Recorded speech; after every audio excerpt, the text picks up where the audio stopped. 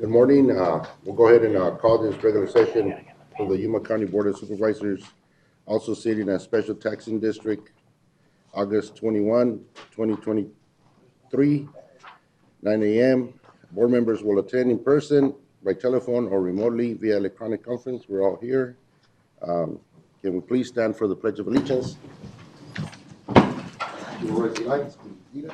Please join me in the pledge. I pledge allegiance to the flag of the United States of America and to the republic for which it stands, one nation, under God, indivisible, with liberty and justice for all. Thank you.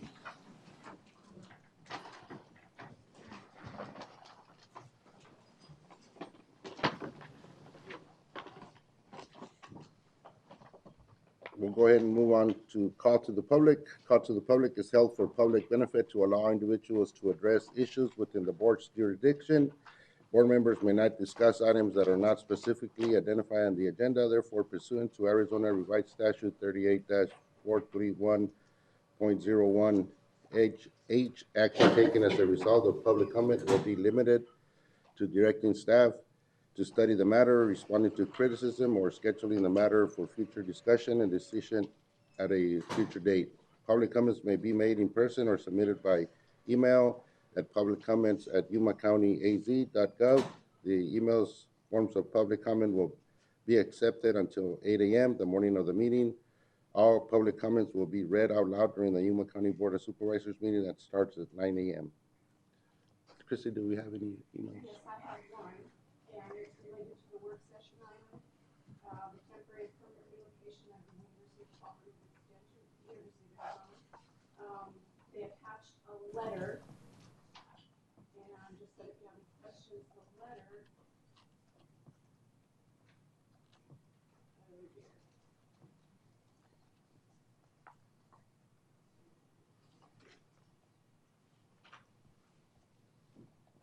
I'm having some computer problems. If we can Can you email it? Back, we can go back, Email it's it. fine. go back and, Please. or email them to us. Mhm. Thank you, Christine. I do have a speaker form, Gail Castricon. Good morning. Good morning. Good Glad to morning. see everybody made it without, and from what I've heard, without any really difficult things from the winds last night. I'm Gail Castricone. I am the neighborhood advocate for the Avenue B and C Butterfly Project. I would like to invite each one of you to take one of your grandchildren, niece, or nephew by the hand and tour the streets of the BAM Park. I am sure your answer would be a resounding no. Of course, we would all understand why you would never do that. It is because you love your family and you want to protect them from any potential harm from scary and hostile environment. The children in the BAM Park are just as important as any other child. They need to be living in a safe and nurturing place to call home. The owners of Van Trailer Park have been able to continue to terrorize our neighborhood with absolutely no consequences. A few days ago, I drove down 5th Street, Vaughn Avenue, and May Avenue. Van Trailer Park is worse than I have ever seen it before. At their hearing, they were fined. They are paying $200 a month to the county with no additional fines for still being completely out of compliance. They are receiving $700 a month for each trash trailer that they rent out. On May 23rd, our Avenue B and C Colonia Steering Committee had a meeting with Craig Sellers, DDS, Ian County Administrator, Supervisor Pancrazzi, and Attorney Mindy Davey. We were told that the county is trying to get Van Trailer Park to comply with the zoning regulations. We have been trying to do that for years. We were told by Attorney Davey that they are currently in the discovery period, which can take years. There are deadlines, but the trial can be delayed 1.5 to 2 years. We were also told that the problem is in litigation and it takes a long time. We just have to let the process play out. After hearing from the neighbors, our steering committee has come to the conclusion that after 5 homicides, drug dealings, uninhabitable trailers, slum and blight, fires that burn down homes and cars that we cannot afford to allow Bam Park to stay in business for 2 years plus. We are going to be proactive and seek counsel from different resources until we can get that park shut down. I find it hard to believe that in the United States of America, we cannot find housing for families in the Bam Park. The owners have broken almost every law imaginable and county codes and violations. We're desperately trying to revitalize the Avenue B and C Colonia. I found a quote that says, "Our mistakes of yesterday are what helps us build a better tomorrow," and that's what we would like. God bless you, and God bless America. Thank you, Gail. Ian, can we get an update on that? Thank you. And thank you for the dog. We needed it after the storm. And the notes. I love this part. I do have two more speaker forms, but, and it's for an item on the agenda, so unless you want to speak now or wait till the item comes up.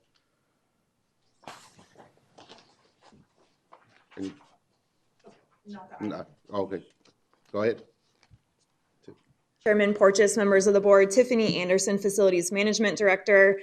I wanted to introduce you to our new Deputy Director, Greg Britt.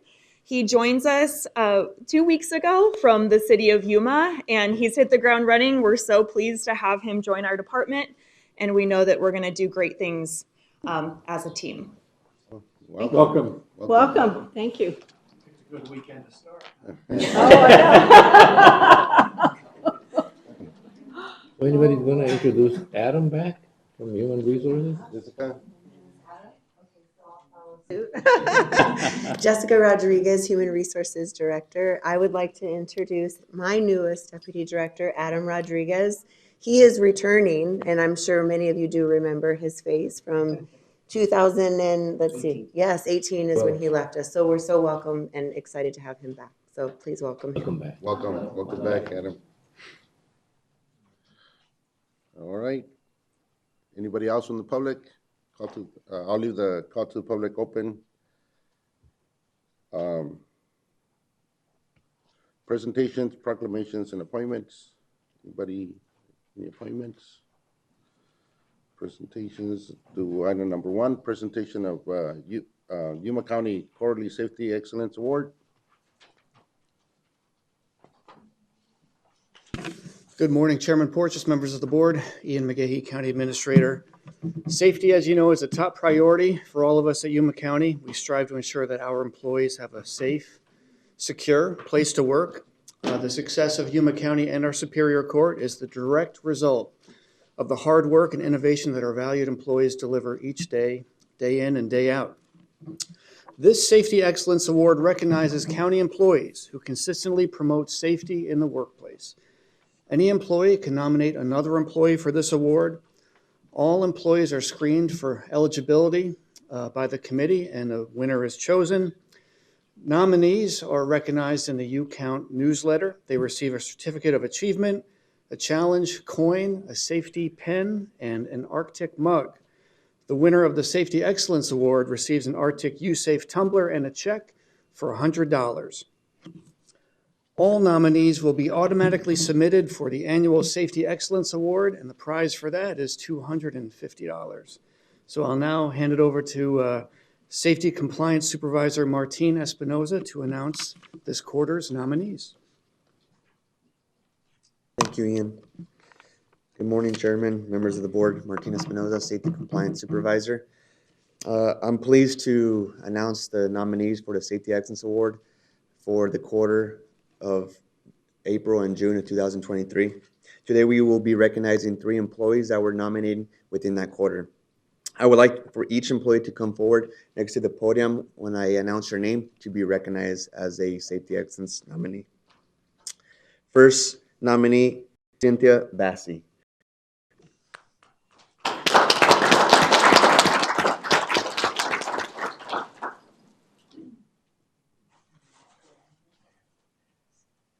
Cynthia Bassi works for the Department of Engineering as the administrative supervisor. Cynthia has been in this role for 3 years and with the county for 23 years. From identifying trip hazards from floor mats in the office to revising emergency checklists for fire drills and closing off potential areas with cones as a visual warning to stay clear, Cynthia always looks out for everyone's well-being in the office and identifies hazards to get resolved. Cynthia also attends committee meetings, safety events, and safety trainings on a constant basis to stay current with safety trends, and recently received certification for mental health first aid. Cynthia advocates for workplace safety and works alongside the department's primary safety officer whenever necessary. Thank you, Cynthia.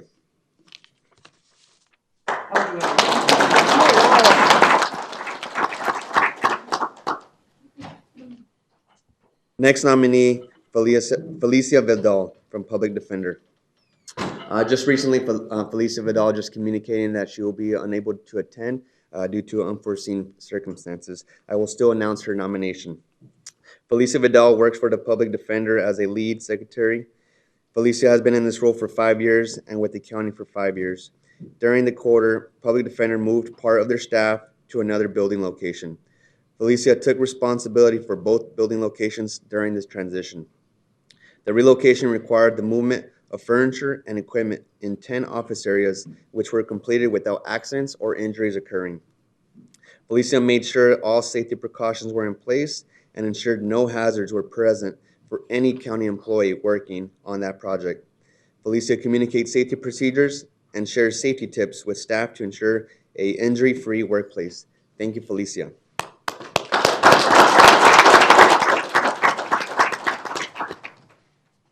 Next nominee, Jose Luis Jacob Rodriguez.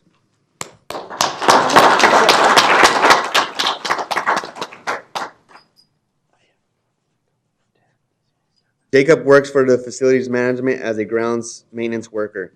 Jacob hasn't been in this role and with the county for less than 2 years. On April 24th, 2023, while maintaining grounds, Jacob noticed a small fire burning in the front yard of a near home near the county building. Without hesitation, Jacob alerted his fellow coworker, then grabbed the fire extinguisher out of his county vehicle and extinguished the fire. Jacob demonstrated exceptional awareness of his surroundings and modeled facilities management core values. Jacob also became a certified forklift instructor to train and certify staff and new hires within the department. Jacob also attended an annual Ammonia Day event, the Safety County Safety Summit, and Arizona 811 Dig Alert to increase his safety awareness on the job. Jacob strives to continually learn about safety practices to keep himself and his coworkers safe. Thank you, Jacob.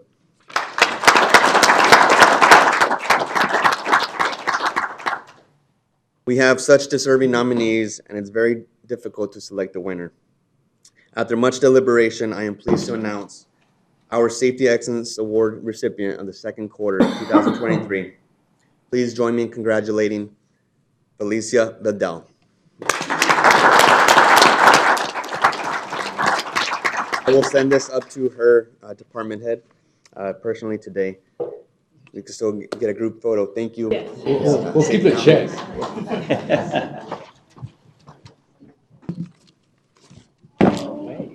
Sorry. So. I'm just kidding. Did you bring your wallet? Did you bring your wallet?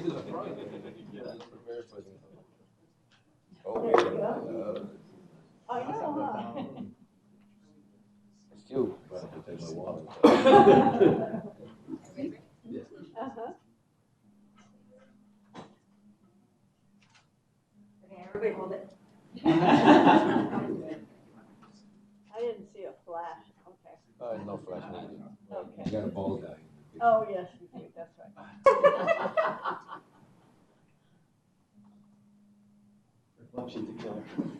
Congratulations. Thank you very much. Thank you.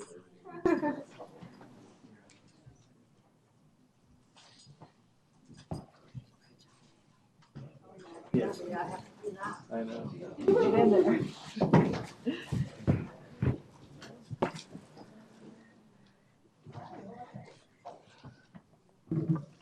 All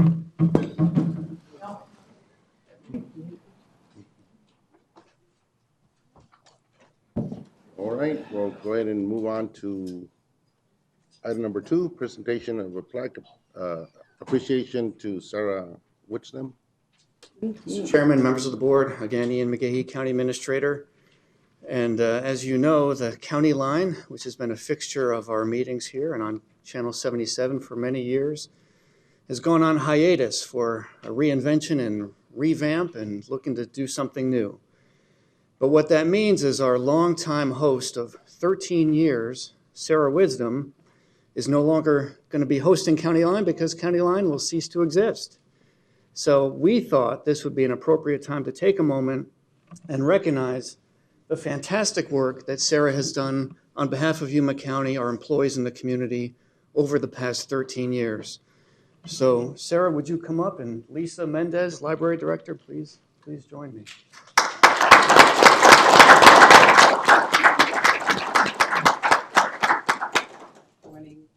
Morning. Chairman Portis and members of the board. Sarah Wisdom has worked for the library for over 20 years.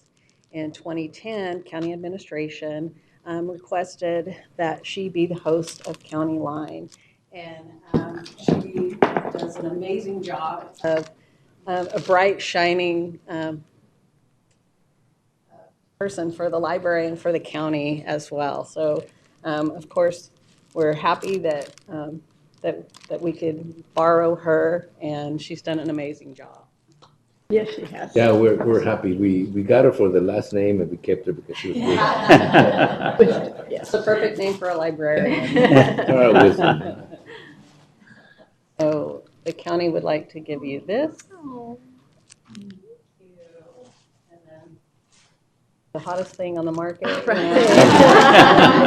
Name on it, everything. Bright orange, too. Nobody's going to mistake it, huh?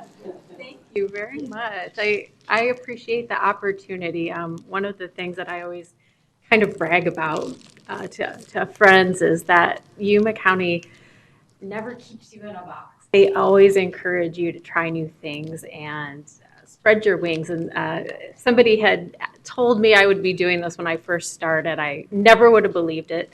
The first time a TV crew showed up at the library to cover something library related, I hid in the bathroom because I didn't want to be on camera. So thank you for the opportunity for me to try this and then for me to grow and have a new experience. I really appreciate it. I'll bet. Thank you. You could give Samantha a run for her money. We're hiring if you want. No.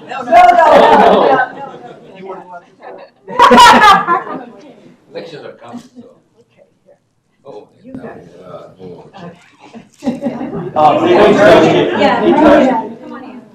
Come on in. Come on, guys. All the county lines. Okay. I'm glad I moved my wallet to the front. You gotta go all the way back.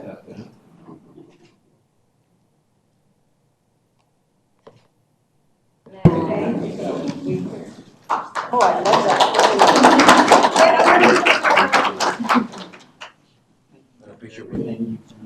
With her alone? Oh, just us. Just her. With just her. Grab Tony's wallet. 13 years worth of work. All right, everybody look at me. Cheese. Got it, thank you. Library. Thank you very much.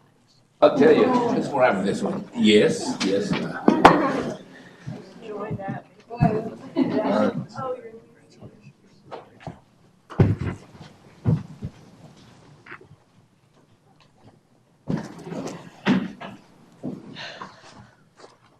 We'll move on to consent calendar. The following items listed under the consent agenda will be considered as a group and acted upon by one motion with no separate discussion unless a board member so requests. In that event, the item will be removed from the consent calendar for separate discussion and action. Mr. Chairman, I'd like to make a motion we approve consent calendar with the exception of item number 6. Okay. Does somebody else want another item moved? No? One, two, I'll second that. There's a motion and a second to approve consent calendars, item number 1 to 13, with exception number 6.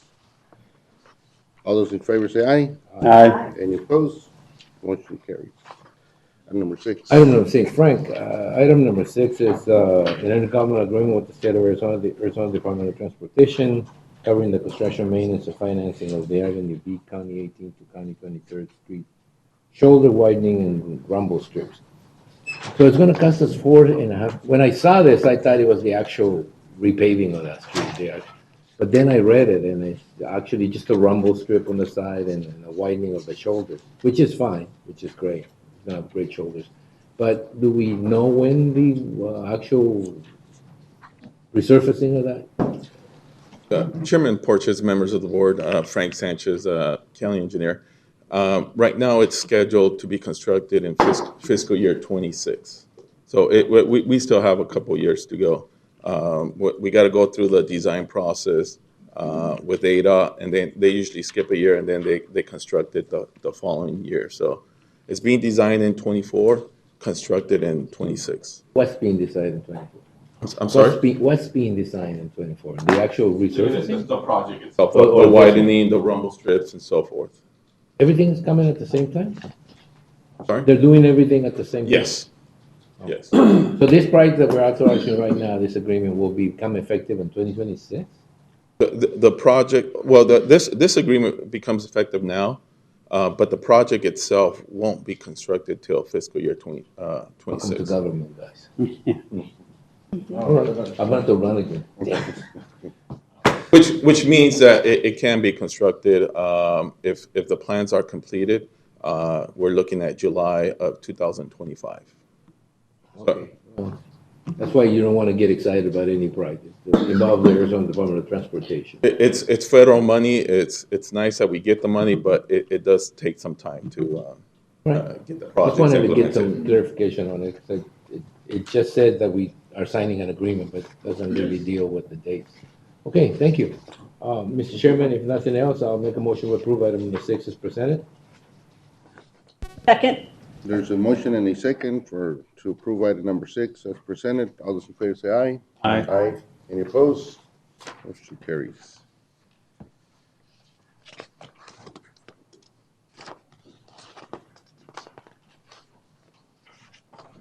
Moving on to discussion and action items.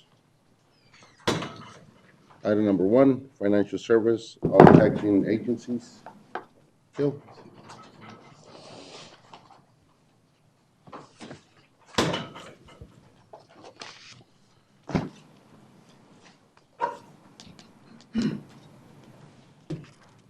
Good morning, Mr. Chairman, members of the board. Gil Villegas, Chief Financial Officer.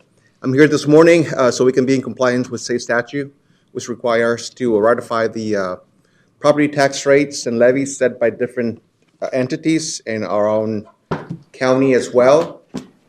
In your package, I have included all the 323 taxing districts. They have submitted the rates and levies to us. Of course, Yuma County is only responsible for the Yuma County General Fund tax rate, the library debt, and the library operations and flood control. And we have the improvement districts that we have a special presentation and we go through them. During our budget sessions, that's when all those rates and levies were approved by the Yuma County. That happened back in June. Then I have from June until now to start gathering the information from all the other taxing entities that by statute they're allowed to raise the taxes. I compiled the document that you see in front of you in your agenda package.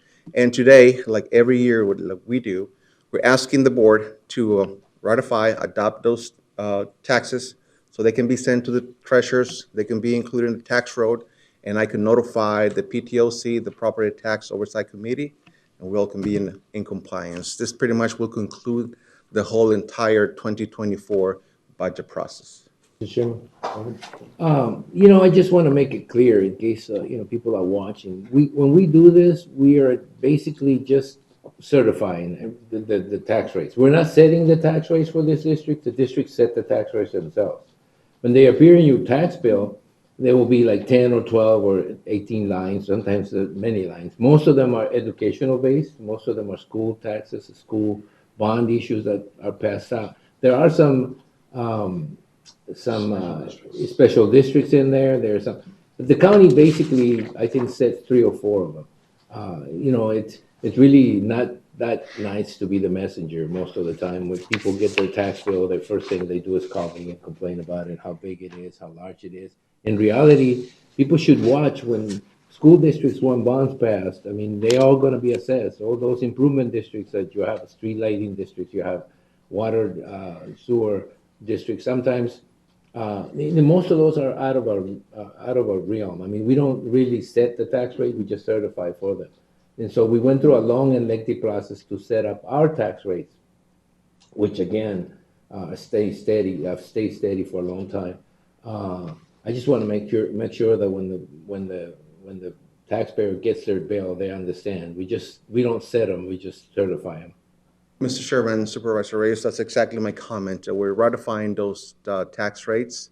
And like I mentioned, Yuma County is responsible for 161 improvement districts, which is our irregular irrigation, maintenance, and our main taxing authorities, which is the library, flood control, and Yuma County General Fund. All right. Okay. Having said that, So, any questions, call Tony. any questions, call me. I'll direct you to Ian, so you can call him. Can we post directly. his cell phone, please?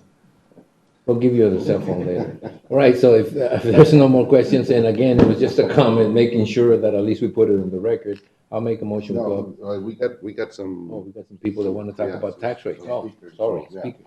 Oh, they can speak. Any questions for Gil? Any more questions? All right, Bill, do you want to, or, I got speaker forms, Paul Gardin? Gardin. Good morning. Morning. Good morning, Chairman Cortez and members of the board. I'm here today because there was an 11th hour letter forwarded to the Board of Supervisors from the Goldwater Institute relative to the tax to be levied, which was levied by the hospital district of Yuma County. I represent the Yuma County Hospital District #1 as their counsel, and I just want to reassure you that the district always complies with Arizona law, always acts in the best interest of the community, and the contents of the letter you received that was dated August 18 are factually and legally incorrect. I'm going to start first with, and I won't take up too much of your time, allegations that open meeting laws were violated. The district always complies with the open meeting laws. Every meeting is posted by Claudia Navarro, the recording secretary, who actually posted the meeting where the budget was approved, and all prior meetings in previous months, and for the past 2 years when there have been tax levies, approving tax levies for the county to assess against the members of the community on behalf of the district. Those levies are for purposes of operating the district board pursuant to 48-1914. The district has always had the right to tax to operate itself. And other members of the district board are here today to talk about why it's been necessary for the board to do that.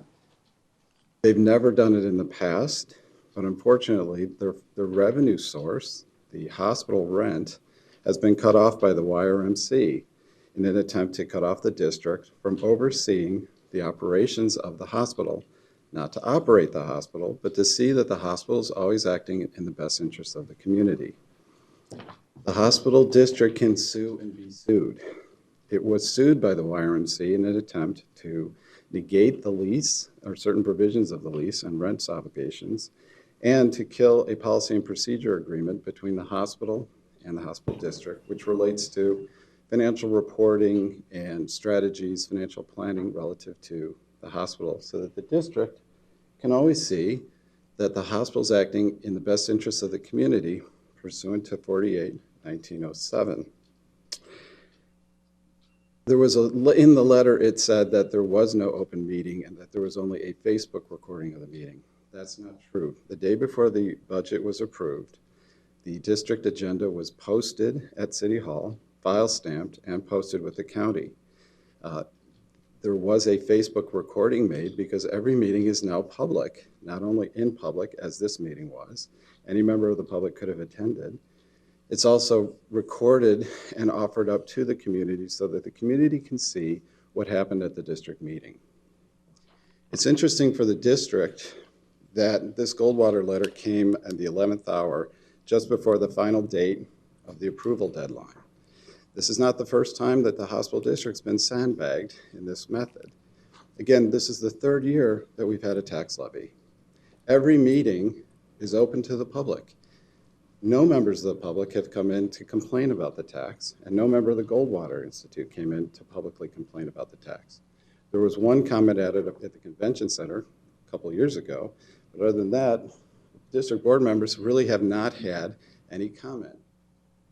Pursuant to the Prescott case, which we sent you in our letter, the district has the authority to levy a tax, and the county shall approve that tax. And the Arizona Supreme Court has recognized that ability for 70 years. None of that case law was related to the Goldwater Institute. And the Goldwater Institute to date has never contacted the levying authority here, the hospital district, with regards to the tax. We don't know why. We don't know why they've, in the last 3 days, suddenly gone on a mudslinging campaign against the hospital district. But that's irrelevant because, again, the district has the right, pursuant to Section 1914, to tax on behalf of the people of Yuma to make sure that they can operate, and in operating, protect the best interests of the community. If they don't have the funds necessary to defend themselves in the litigation, they will not be able to operate. So far, they've been successful in the litigation in that the policy and procedures agreement between the parties was recently upheld in the litigation by summary judgment for the benefit of the district. There's a July court date in 2024 relative to the rent due. Essentially, the Yuma County Regional Hospital does not want to pay rent. This is a $500 million a year hospital that has decided to no longer pay rent to its lessor because it doesn't like the administrative expenses that it's charged, which includes legal fees. The legal fees were generated by the hospital refusing to comply with its agreements. The hospital district then had to defend itself. For several years, it did not tax the populace, and we represented them at QTAC Rock without being paid. They looked for every opportunity to find a way to fund the litigation and defend themselves without taxing. Finally, they were given no choice but to do it. Multiple lawsuits were filed by on behalf of the Yuma Regional Medical Center against the district. One was relative to an election campaign, which you may all remember named each member of the County Board of Supervisors as a defendant as well, trying to unseat members of the hospital district. That case was also filed at the 11th hour, just 1 day after the write-in deadline for candidates to be set for office in 2020. Our offices came in and represented the Yuma County Hospital District and spoke on behalf of the Yuma County and defeated that case because we always had the ability to elect officials properly, and they were always elected properly. We regret gratefully, wholeheartedly, that this has been brought to the attention of the county and that a mudslinging campaign has been brought before you. I'm here to answer any questions you may have with regards to the legality of the taxes, but I will assure you that pursuant to the Supreme Court case law that we held, that's held for 70 years, that the hospital district, pursuant to Section 48-1914 and its predecessor enabling statutes, has the authority to tax to operate the district. One final note, the Goldwater letter conflates two issues. Section 1907, which came out in the 1980s. The Roberts case, which gives us the ability and acknowledges the ability of the hospital district to tax to operate the district, that same case said the hospital district cannot operate a hospital. It cannot fund the hospital with taxes. That went on for decades, from the 1940s to the 1980s. In the 1980s, the legislature came in and changed the law and added 48-1907A6. That statute says that you can get into capital outlays or additional funds to operate a hospital itself that you own or maintain as a district.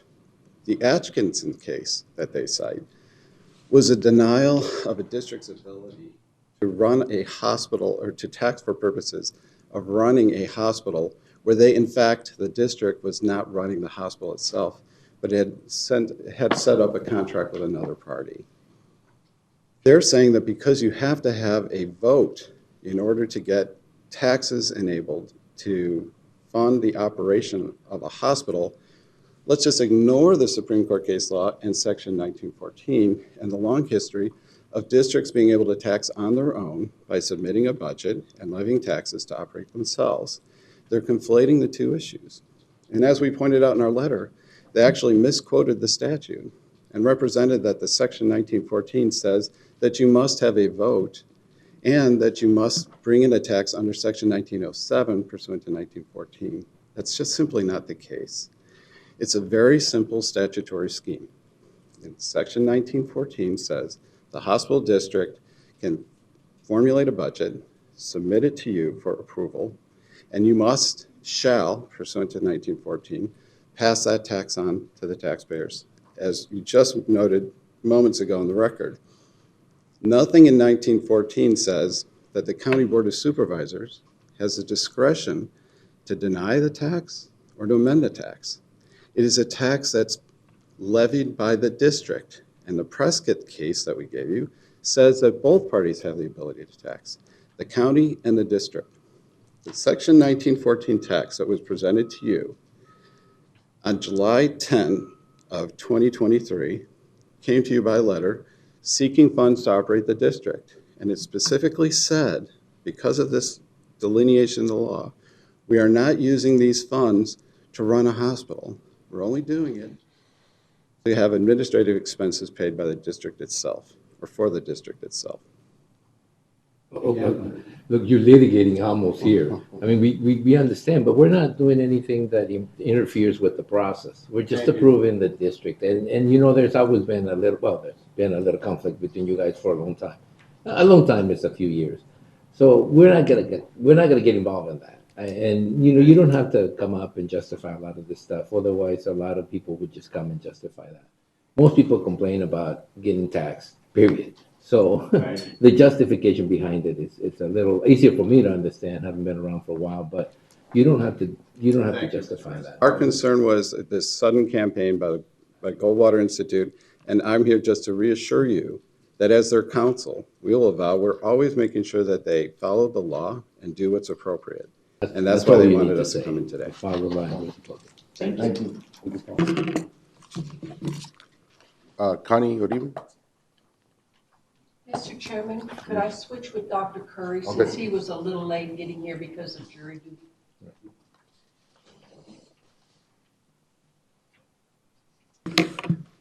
Thank you very much for allowing me to speak. Also, thank you for getting me out of jury duty. Appreciate it.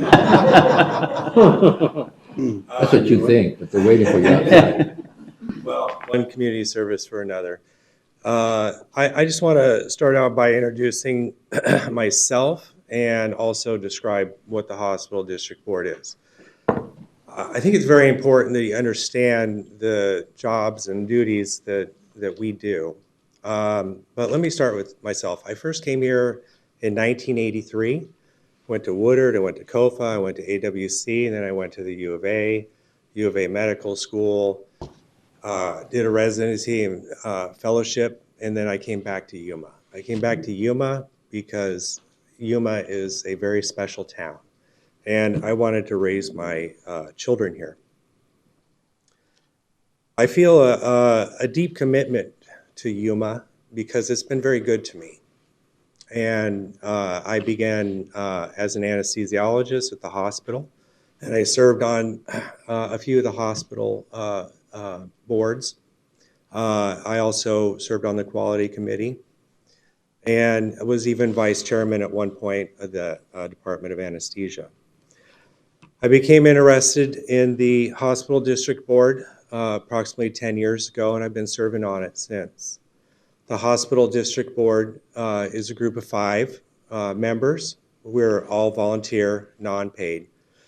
And we have a fiduciary responsibility to make sure that the hospital is run in the best interests of the residents of Yuma County. Now, we had a very good working relationship up until December of 2019. At that time, the hospital unilaterally decided they didn't need to follow the lease. Now, I'm not going to sit here and sling mud like you may be seeing in some of the press, but I think it's important that you understand the recent history that's been occurring so that it may help explain the presence of this letter. So in 2019, in December, the hospital just stopped showing up at our meetings. We inquired several times, well, why aren't you coming? Well, we don't feel that that the lease is justified anymore, and we are retiring it. Under the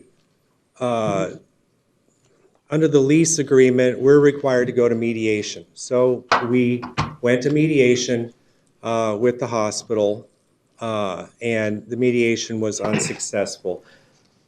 The very next day after mediation, we got hit with a 100+ page lawsuit and a press release by the hospital. The hospital district board, as Paul said, we don't have a source of income. Our source of income is the rent that we charge the hospital, and the rent is basically our expenses. So we began trying to retain attorneys, and we had Pam Walsma, and of course you have to pay attorneys. Well, what did the hospital do? They stopped funding us. They stopped funding us so that we couldn't even retain an attorney to defend ourselves. And when I say ourselves, I'm not talking about 5 board members. I'm talking about all the residents of Yuma County and their interests in the hospital and the land, which they technically own. On top of that, on May 21st, 2020, then General Counsel Robert Seibel sent a letter to the Arizona Secretary of State and the Arizona Attorney General's office complaining that we were irrationally demanding that YRMC pay our legal bills. Well, that's all part of the rent. On top of that, he also complained that several members of the hospital district board were improperly elected and questioned the validity and integrity of the hospital district board. That set off a whole lot of discussion and negotiation, and I don't even want to get into that portion of it. But I will tell you, on July 31st, 2020, the AG office declined to take any further action on Robert Seibel's request. But unfortunately, it didn't stop there. Mario Haringi, one of our current board members, who I have a lot of respect for, was approached by the YRMC chairman and vice president and asked to be on the district board. Now, there's nothing wrong with that. But what's wrong with that is they also asked him to file a lawsuit against the hospital district board, and specifically our chairman, I'm skipping on the name, Jeff Polston, saying that his term should immediately expire because he was unduly placed. Now, the timing of the lawsuit, and this is where I want you to kind of think about, was the day after the deadline that you could register to be on the ballot. So basically, they waited till the day after, so no matter what, Jeff couldn't be on the hospital district board if he lost. Well, that went to court. The case was dismissed on June 4th, 2021. Later in depositions, we found out that YRMC was directly funding the case through their attorneys, Porcinelli. They were directly funding Mario Harengi's case. And this is a violation of IRS codes for nonprofit organizations.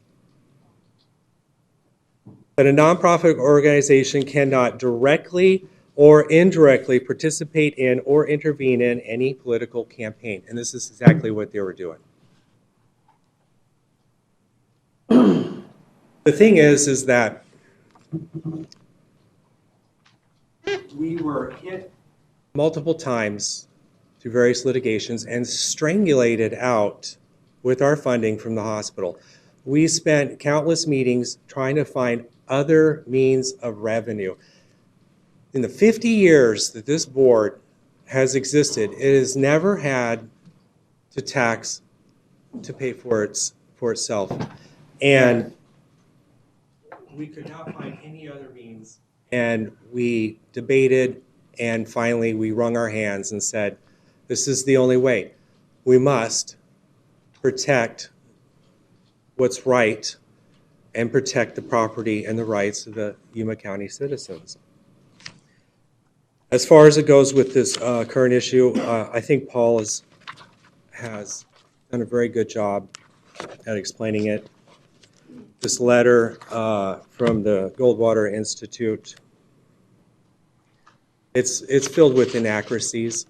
I mean, specifically, it falsely contends that the letter deceptively misquotes the language of ARS 48-14A. And I know I don't mean to take much more of your time, but what I want you to do, I'm sure you looked at the letter, and I can tell you exactly why this letter was sent. And it's on page 2, 4th paragraph down at the bottom. But instead, to finance ongoing litigation against the hospital. Basically, they want to cut off our funding so that we can no longer litigate against the hospital. And the reason why they would want to do this is because we already won on the contract issue during summary judgment. Now we're going to go to court to go through bad faith and damages. And I, as chairman, am going to push that every penny that has been taken from the Yuma County Yuma County citizens for this tax be reimbursed back to the county when this is over. This has been an unnecessary lawsuit. This has been completely, we've been completely sandbagged for the last 4 years, and we are finally now getting to the end of it. So with that, I'll open up any questions you may have. Well, thank you. As I said before, I don't think we're going to get in the middle. You just presented us with a Yes. district that requested funding. We kind of want to present it to the public too. Yes, that's good. But do we have any questions for our legal counsel? Anybody? Bill, Mr. Chairman, the representative used the word must and then shall. So I just want to get a clarification. Do we have any? No, the provision referenced by Mr. Girding, it does say the board shall levy the tax. No, I don't think we have an option here, personally.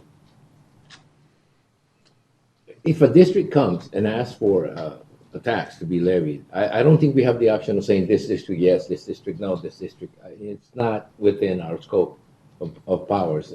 From what I remember, I've been told that we shall, we shall take that expenditure, the district expenditure, and just simply certify it, basically certify it. Specifically, Supervisor Reyes, specifically with this statute, the board reported timely. They reported to the board exactly what the needs were, and the statute says you shall levy the tax. Good. That's fine. All right. Any other questions on item number 1? Gil for staff, all right. Is there a motion? Oh, Oh, yes, Connie? Connie, I thought you deferred. Yeah, she deferred to. no, just, she still wants to speak. You still want to? Okay. You gotta I'll tell remember. You gotta stop where you're ahead. Yeah. But then remember the first rule, quit when you're ahead. Connie, I'm not used to being forgotten. Okay. Mr. Chairman, members of the board, history is going to be made today. You're going to hear the shortest speech ever from Connie Uribe. That's it, it's over. There's something we learn in medical school. It's called the Lesch-Nyhan syndrome. And I've actually seen a patient with it. It's a congenital disorder where the patient will eat themselves. They will destroy themselves. They will eat their flesh. They will bang their head till they develop something and die. And of course, the patients are very short-lived, but they will destroy themselves from within. And our hospital suffers from the Lesch-Nyhan syndrome. It is destroying itself from within. That is the bottom line. And in order to do that, in order to complete the destruction, it has to destroy the hospital district board. Because not only is the district board with this statutory ability to levy a tax, which we never had to do before, but we did in this instant in order to protect the community, but we have a statutory obligation to assure that the hospital, the facilities, and the operation of such is in the best interest of the people of Yuma County. And we have to go in order to make that destruction complete. We have to continue to protect the well-being of the people of Yuma County. And the last resort was to go to the Goldwater Institute, which absolutely shocked me, because as you all know on the board, I'm a very strong conservative, and I was shocked that the Goldwater Institute would stoop to something like this, being as conservative as they are, without any research on the subject at all. And that's all I have to say. Our obligation is to the community. And no one I have spoken to in the stores, I was at Discount Tire last week talking to someone about it, no one has complained about the tax. Thank you. thank you. All right, you ready for motion? Mr. Chair, I'll make a motion, we go ahead and approve of the taxing districts and the rates that they sent us. I don't know if that, is that good enough of a motion, or do I have to be a lot more specific? Is that enough? Yeah. I'll second it. There's a motion and a second to approve financial services, all taxing agencies as presented. Any further discussion? All those in favor say aye. Aye. Any opposed? Motion carries. Thank you. Item number 2, financial services, discussion and possible action or direction regarding the future of the county expenditures limits as imposed by Article 9, Section 20 of the Arizona Constitution. Mr. Gil. Mr. Chairman, members of the board, Gil Villegas, Chief Financial Officer. During the adoption of our current budget, the budget review team, we have conversations about the difficulty that it's getting for us to project whether we're going to stay within our expenditure limit, or not. After the adoption of the budget, we saw it was pertinent to bring it to the board so the board can hear our concerns, our options, and if possible, give us direction on what to do in regards to something that's imminent, that's going to happen, maybe not right now, but in the years to come. So I have prepared this presentation to provide some background about the concerns, present our options, like I said, ask for possible direction, so the county can always stay within the expenditure limitation. Works. So before we start, since this is being such a technical item, I thought I would start with a little bit of background. Not a lot of people are very familiarized with our expenditure limitation report, this little report that we put together every year for the Auditor General, and that is posted on our webpage. So what is the expenditure limit? It was set by statute in 1980. Pretty much what it is, according to the Constitution, all counties, all municipalities, the majority of school districts, we have a limit on how much we can spend every year. The expenditure limitation purpose is to control expenditures of local revenues, limiting the future increase of spending to adjust for inflation and growth population. So in essence, I take all the revenues, we take all the expenditures that we have for the year, and we take some exclusions, some deductions. Per the Constitution, some local revenues that are not included are debt. When we issue debt, we're not required to report that. Investment income. There is a base set for HERF, that everything in excess of the HERF 1980 is supposed to be excludable. When we have a capital improvement that is border approved, like we had with the courts, when we did the Superior Court, it's not also reportable, and the great majority of our exclusions has to do with grants. Every time that we get state grants or federal grants, they are not considered to be part of the expenditure limit.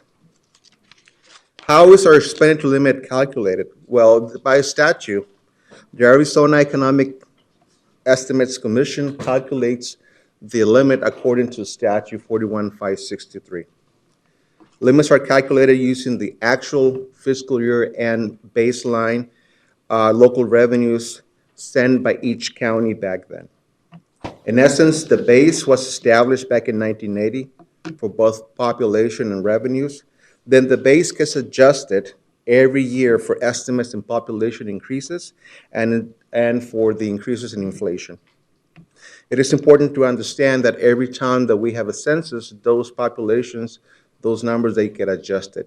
And as we all know, the 2020 census was not very generous for Yuma County. How, when, and how the compliant reports is done. So like I mentioned, we put together the annual expenditure limitation report. It's presented to the board, it's presented to the auditors.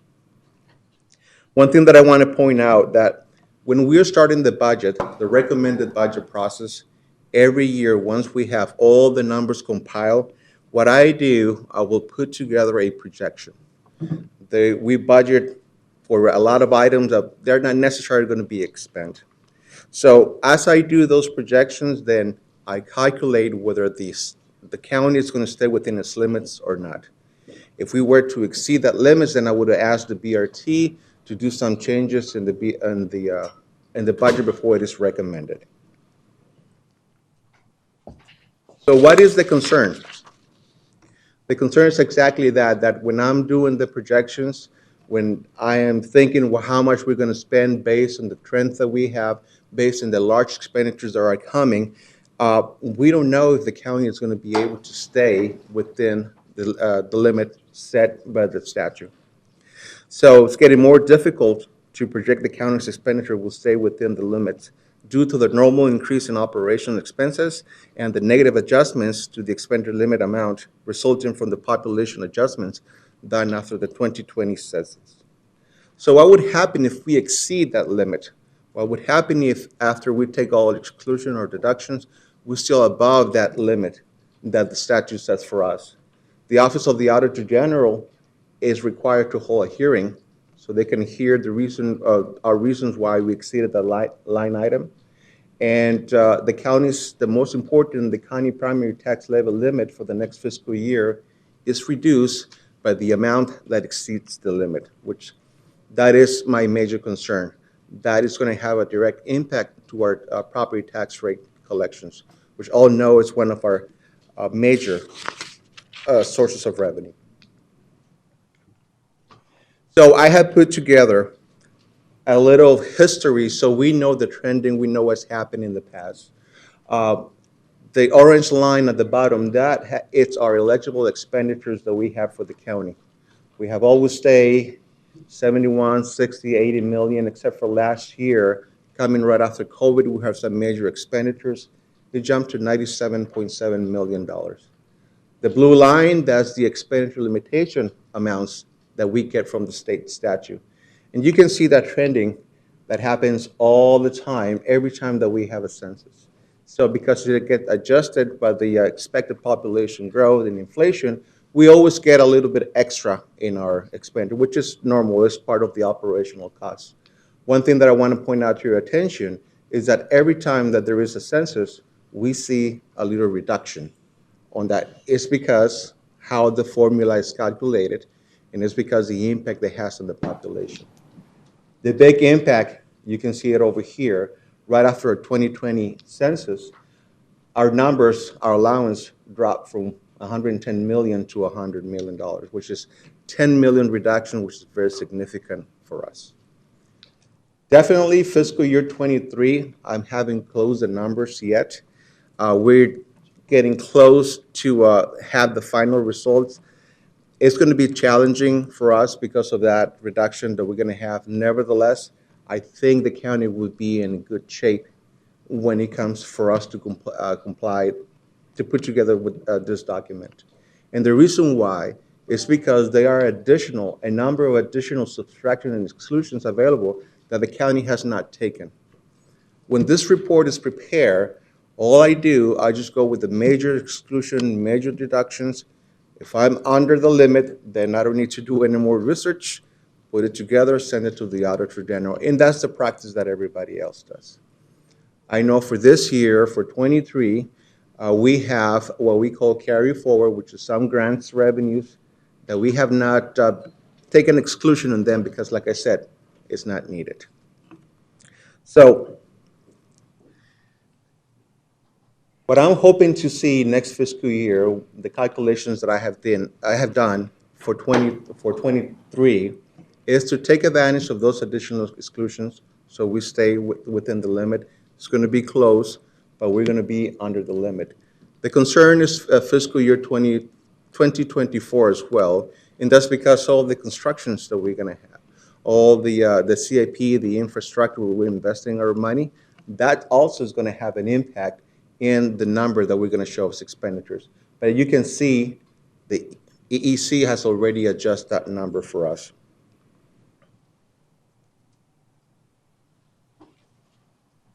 There's no doubt, like I said, fiscal year 23 and 24 will be our most challenging years. The good news, like I said, the additional subtractions that we can include, and there are a number more that in coordination with CSA, the County Supervisor Association, I have been exploring in something that we can take advantage of. The projection, including the new available subtraction and exclusion, is that the county will be able to manage to stay under the limit for fiscal year 23, 24, 25 as well. But 26, 27, that's what I'm going to that's when I have a little concern if I don't see something like this coming from the estimated commission. If we see a drop in our population, if we see a drop in those numbers, because our costs to provide the service, they continue to be the way they are. So that's the reason why I'm bringing this to your attention right now. So what's the next step? What are we going to do now that we have identified this possible concern or possible issue in the future? Well, we have a couple of options. The first one is to modify the expenditure limit. And we can go about it in 3 different ways. 1A is to increase the population threshold based of the alternate population formula that we currently have. What's the requirement? The legislature can adopt a concurrent resolution with 2/3 majority. So we have to go to the resolution, this legislation proposed what we're going to do so they can hear what our concerns are, and if they vote and they approve by 2/3, then we can have an adjustment to our population which will directly impact the amount that we have in our allowance. This has to be done prior to March 1st, 2024, so we're running a little bit out of time, to apply for the 25 fiscal year limit and continue for on. Again, 25 I don't think is going to be a concern, but I'd rather act sooner than later. B, go to the voters for a one-time expenditure limit override. And this requires special session. If we see that we are in trouble in 1 year, we can go to the voters and say, just for this year, let us use the funds that we already have so we can stay and be in compliance. And number 3, the most popular around counties in Arizona, go to the voters for a permanent adjustment to the base limit. Unfortunately for this, we require a general election. It has to happen during a general election. And our next general election will be November 24, and they would apply for the fiscal year 2026. I have listed a couple of counties that have done successfully. Apache, Navajo, Greenlee was the latest one, and they were successful implementing something like that. Maricopa and La Paz County. So this is something peculiar for Yuma County. It's just the cost of doing business for us. And we have to be very clear with the public that we're not asking for an increase in taxes. We're just asking to be able to spend what we already have. Some of those funds are already in our contingency funds. Number two, reduce county operational expenditures, which will require cuts in programs. It's going to be difficult since we already have a level of operation. There is an expectancy on the services that the constituents want for Yuma County. Or number three, do nothing. Wait for the EEC, the Estimate Economic Commission, adjust to increase the limit, and take advantage of the unutilized subtraction exclusion to continue under the limit. Any of those three. So, number 1B, number 1C, it will require some education to the public. It will require some lobbying as well that Yuma County cannot do. So this is the items that we're looking to partner with CSA, County Supervisors Association. They have a lot of resources. They have helped other counties. I'm sure they can help Yuma County as well. So with that, Mr. Chairman, members of the board, that's my short presentation. Like I say, our objective was to bring this forward to you sooner than later and see if you have any instructions, any direction for us, if you have a preferred way for us to address this. Based on my calculations, one more time, I think this is going to become something on 2027, 2028. Right. Okay. First of all, some of the calculations that are done right now. I mean, the calculations are done by the Arizona Economic Estimate Commission, right? Right. They have already calculated the constitutional expenditure limit for the county. Is that correct?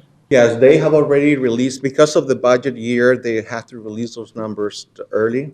So they already have released for fiscal year 24, which is our current fiscal year. And we needed to have that prior for us going through our budget. They usually do 2 releases, once in January, which is a preliminary release, and March, which is the final one. That's the one that we use for our budget. So they have already taken into account the inflationary pressures and the use of population counts, which goes back again to the fact that I personally believe that the population counts were done wrong. They're too low for the county to begin with. So what population estimates are they using? The census, or do they have a different way of determining?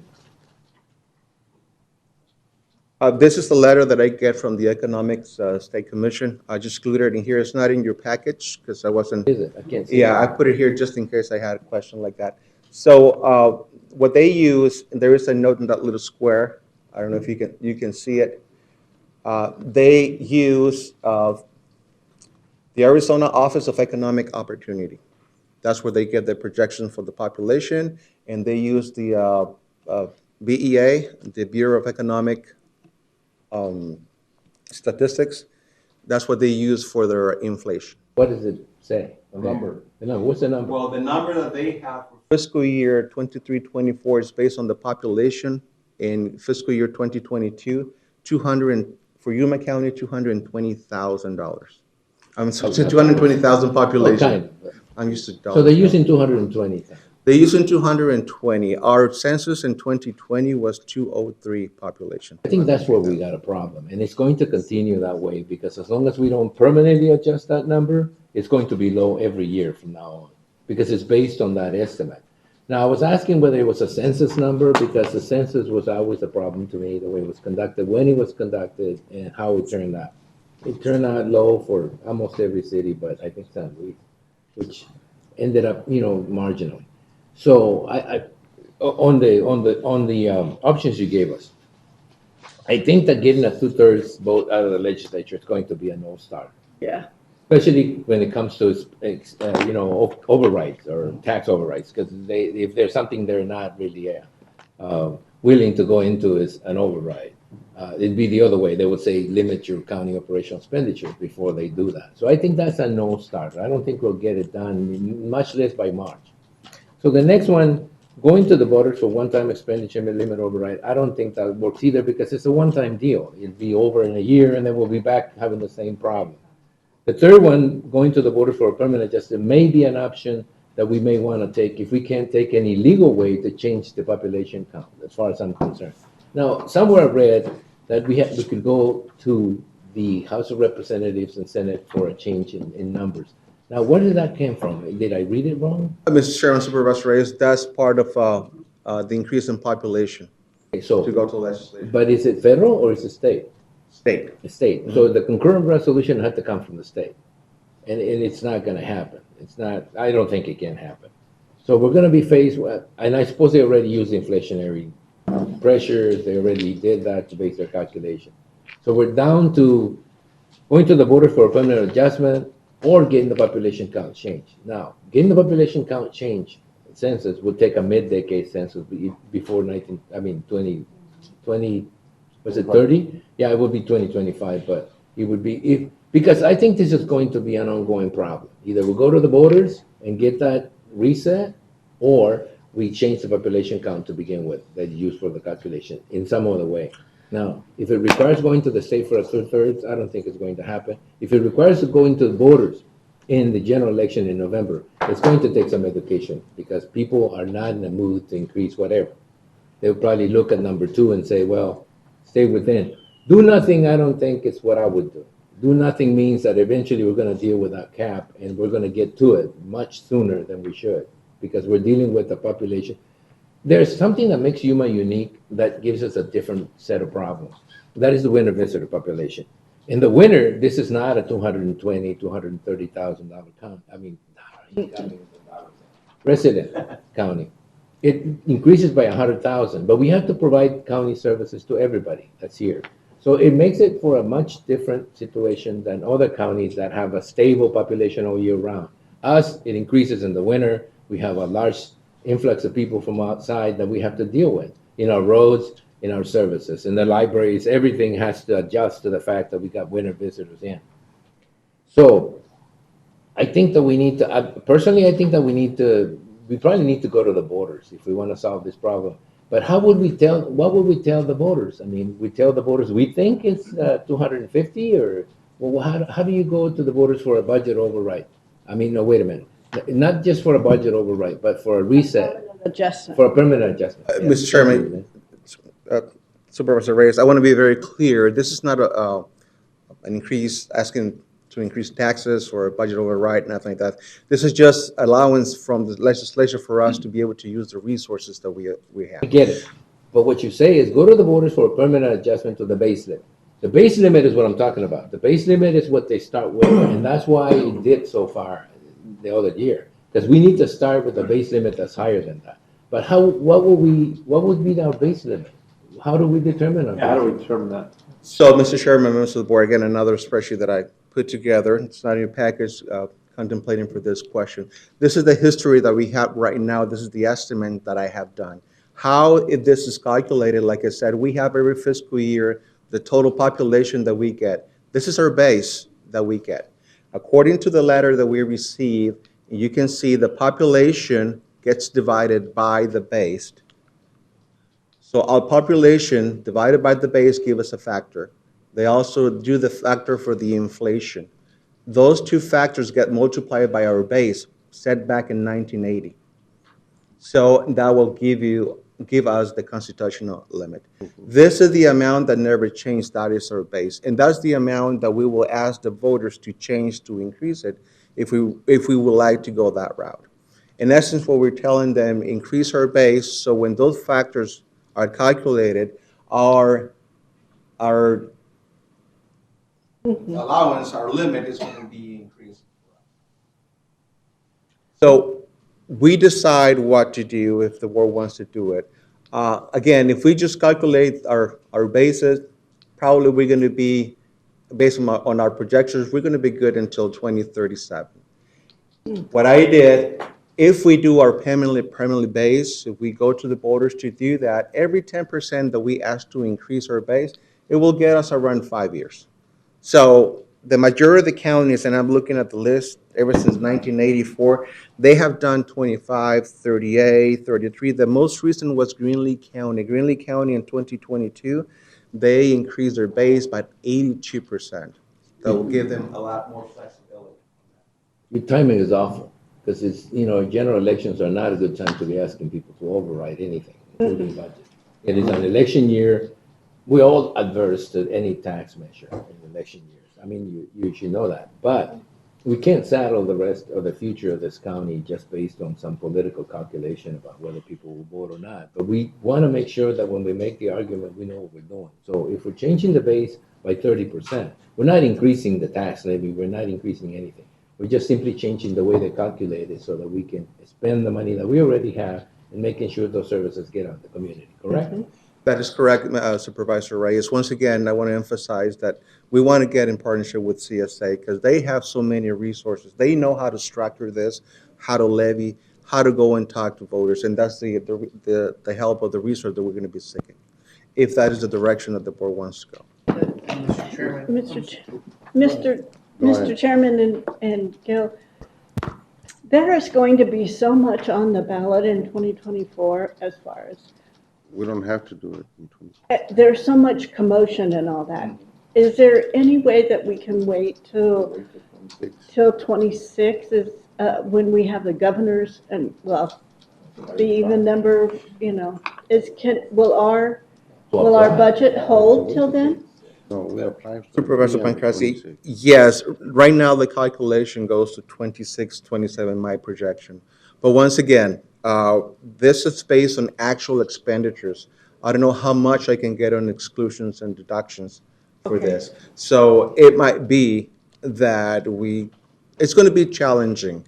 But at this point, I'm confident, and based with staff and the calculations that we have done, the at least 23, 24, 25, and possible 26, we should be okay, providing, again, that we continue with this adjustment that the EEC is doing for us. That's my concern, because the voters are going to, the public is going to have some education. Well, in 2024, trying to get in education with everything else that's No, I think going, we do it on apply on the 24th, or it'll be on the 26th election. Okay. So it's not gonna be. No. That would give some 24th election time. to apply on 2026, which is, you have to pass it on 24th. Apply in We don't have to do okay, it. I mean, 2024. I think we're okay. We're Why? okay for this year. I don't want it, not for the 24th. It's not gonna happen. 24, 25, I think we are okay. Yeah, Okay. okay. So that's why we put it on, if it's gonna be for general, it'd be the 26th. Thank you. So we do nothing until the 26th to apply the 28th. Just, I want to be clear that if we put it on the November 2026 general election, the rate's not going to be, or the change is not going to be effective 2 years after. Till that, 2028. 2028. I want to make sure that the chairman understands that if you don't put it in the 24th, it won't apply. It won't apply the 26th. If you put it in the 26th year, which is a mid-decade. It's 2 years, yeah. It'll put it till the 28th. Yeah, by the time the numbers are And you feel collected, confident you can make adjustments to get us through this? Because it looks to me like it spikes up again after going down. So we may be able to get through the crisis without having to, ask the voters for an override. If you feel confident you can get through 24 and 25. I feel confident that we can do that, Supervisor Reyes. ECC, I guess they're revising the numbers where we spoke about possibly 2025, do an adjustment to the population. That's also going to have an impact on the numbers that we receive here. And I'll say the voters in Yuma County are kind of familiar for this because the cities use that home rule. So Tony doesn't remember because, I'm old enough to remember going to. After all this time. But yeah, the city of Somerton, city of San Luis, city of Yuma, they all have done it because it applies. The schools do it all the time. No, but that's an override. This is for home rule, to Chairman. spend the money that we have. Yeah, this is something that is based on 19. The base is too low. Yes, yes. It's the cost of doing business, it's the cost of providing, this is just operational expenditures. And once again, I just want time to educate the voters. And I wanna emphasize, we're not asking for more taxes, we're not asking for more money. It's just for us to allow us to use what we have. One thing that I forgot to mention, I apologize for that. Up on the top, I have listed for every fiscal year how much our total expenditures are. So $920 million, and I, because of the exclusions and everything that is provided, I have brought that down to $97 million. So there is a number of exclusions over there that we can take advantage of. So that kind of builds my confidence up. The thing is, my job, when we're going through the budget process, and if I see an anomaly or something that's of concern, I always bring it to the county administrator and BRT, so we thought it was prudent to bring it to you guys right now. Yes. Thank you very much. So, Gil, I think we, get that information, whatever CSA can help us with, and we go from there. Yeah, exclusions and, yeah. Do we need an action item right now, Mr. Chairman? So, Mr. Chair, no action is required. It sounds like the general direction is to research the issue, for Gil to look for additional exclusions, keep an eye on things, and look to general election in '26. All right. Gil, could you send us those last few slides that you had? Of course. On there? Yeah, I'd like to. Thank you, Gil. Thank you.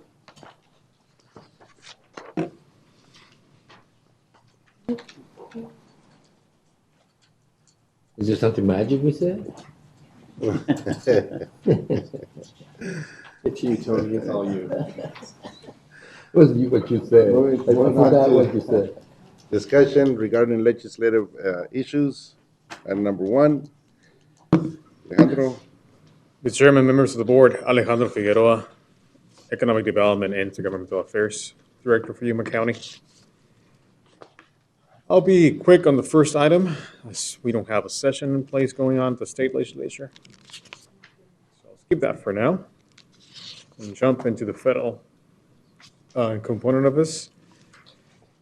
Congress is also in recess. They'll be coming back in mid-September to address several issues, including the budget.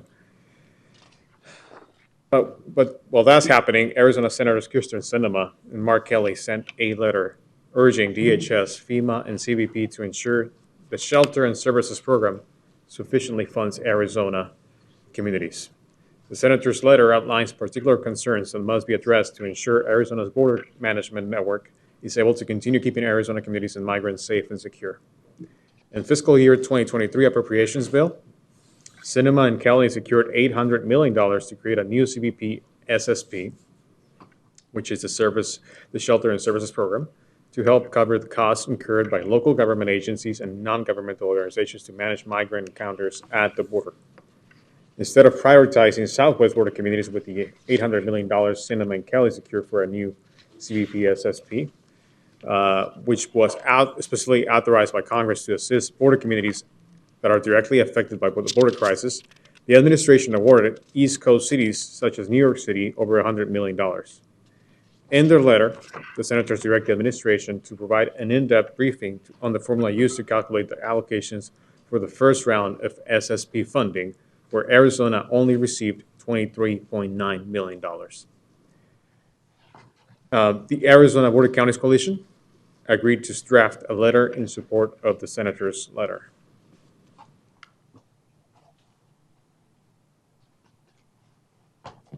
On August 16, the General Service Administration and U.S. Customs and Border Protection toured the San Luis 1 Modernization and Expansion Project with members of the Yuma County Board of Supervisors, San Luis City Council, and members of the Arizona State Legislature. Continuing with the International Border Affairs, Governor Hobbs appointed a new Arizona-Mexico Commission Board of Directors. The group of 26 board members includes 8 returning members who had served under former Governor Doug Ducey. The members come from 6 of Arizona's 15 counties and work in a mix of industries from higher education, economic and real estate development, the law, arts, utilities, healthcare, and marketing. I'm glad to share with you that Yuma County is well represented by Yuli Engel, President and CEO of the Greater Yuma Economic Development Corporation, and by Buna George, Executive Director of the Greater Yuma Port Authority. That would conclude the first item on the agenda. And if I may, Chairman, I'll continue on with the proposals. So Coconino County reached out one more time to Yuma County to ask for the board's support on their military installation sustainability model proposal for the CSA's board consideration this year. The proposal aims to protect military installations in Arizona by building on existing statutes to preserve and conserve open space adjacent to and near the military installations, requiring cities, towns, and counties within the influence of area of the military installations to consult with, advise, and solicit comment from applicable military installation officials for all amendments to general plans and comprehensive plans, zoning requests, and development plans for property within the influence area of the military installations, and update general and comprehensive plans to include policies and land uses promoting compatible land uses in the influence of area of the military installations. The proposal directs the State Land Department to develop and maintain legal descriptions and electronic maps of the military installation influence areas and make them available to the Department of Real Estate, relevant counties and municipalities, and the public as well. It requires property owners to provide real estate disclosure and/or lease notices to prospective buyers and renters that the property is within the influence area of the installations and subject to this legislation. It requires disclosure to be recorded on any property that is fully or partially within an influence area, and for the disclosure to be included on plats dividing land subject to the influence area. It modifies the Military Airport Exchange Fund purposes to additionally include all land in areas around all state and federal military facilities that have defined influence areas. Coconino County claims that this legislative proposal does not reduce, remove, or otherwise impact private property development rights or restrict, remove, or prohibit land uses on property near the installations. I've reached out to YPG, MCAS, and our Planning and Zoning Division. As far as right now, I've received comments from YPG saying that the feedback indicates that a requirement to notify installations of interest in potential rezoning under the recommended solutions section might be beneficial. Can I ask you a question? Who defines the influence area? What is it? I mean, in a roundway, that influence area could be all the way to Somerton. In the size, it could be as near as a mile or as near as a half a mile. So what is the definition of an influence area? Because the military operations in Yuma have a big influence everywhere. So is it land? Is it a mile? Is it a quarter of a mile? Is it roundways? Is it noise? On the draft that they have provided to us, it seems to set 2 miles from the fencing, and I know most of the military installations don't have any fencing around. Goldwater, for example, doesn't have a fence. Right. So that's what they offered on their draft legislation, 2 miles from the fencing area. I know it's kind of late to do this, but I'd like to have some sort of analysis of how much land is around the faces here, because I think one of the this may be a situation where the horse already left the barn, because there may be already development near the military installations in Yuma.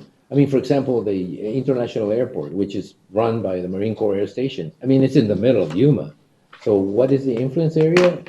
The fair is an influence area, probably Avenue B, or extension of Avenue A is probably under the influence area. And there's already farming happening there. There's already houses in there. So I don't have a problem with the influence area if it's a little more defined. But I find that bases that install themselves near Phoenix or in places like Coconino may be already, may not already have anything that encroaches them. But in the city of Yuma, Yuma County has like, what, 10% private property? That means 80 or 90%, it's either federal or state. So if you talk about influence areas in the city of Yuma or in Yuma County, it may be a lot different than Coconino. It may be a lot different than Maricopa or Pima. I'd like to have a little more information about what the definition of influence is for them, and maybe apply that to Yuma to see how, to the city of Yuma, the city of Somerton, and maybe even San Luis, to see how that impacts their growth. Because if nothing is going to be allowed to be near a base, military base, it's not a problem, a base. But what about Goldwater Range? What about, YPG? What does that mean? What sort of influence are we talking about? I support the concept, just like to see some of the numbers.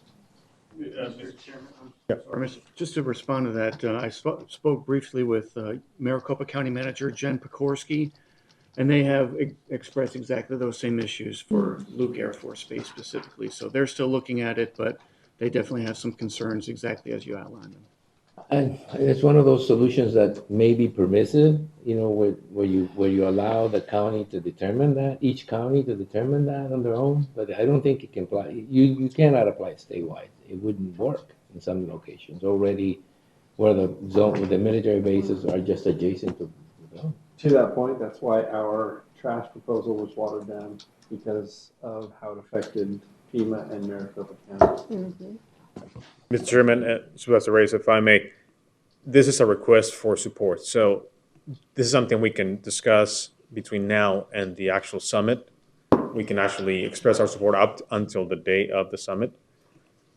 So we have time to review it and research it. They're going to ask us to vote on Friday, and we're going to have to vote on yes or no on some of this proposal.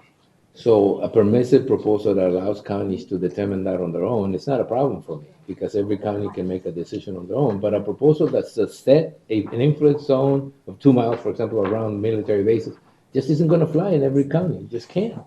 It's so you might as well connect with the Flagstaff, Coconino people and tell them, look, as long as you guys make it so that every county makes their own decision, I think that would fly. I mean, I think all supervisors here will support something that takes into account the area encroachment, military base encroachment. I think that everyone here understands that Yuma County, it's really an agricultural, military, tourism kind of economy. So military, it's well known that some of the supervisors here will protect it tooth and nail. I think all of us will protect it tooth and nail, but a policy that applies everywhere, a zone of influence that isn't defined, it's a little difficult for me to Make it where each county has that choice. tell them that it's a permissive situation. We will support the concept.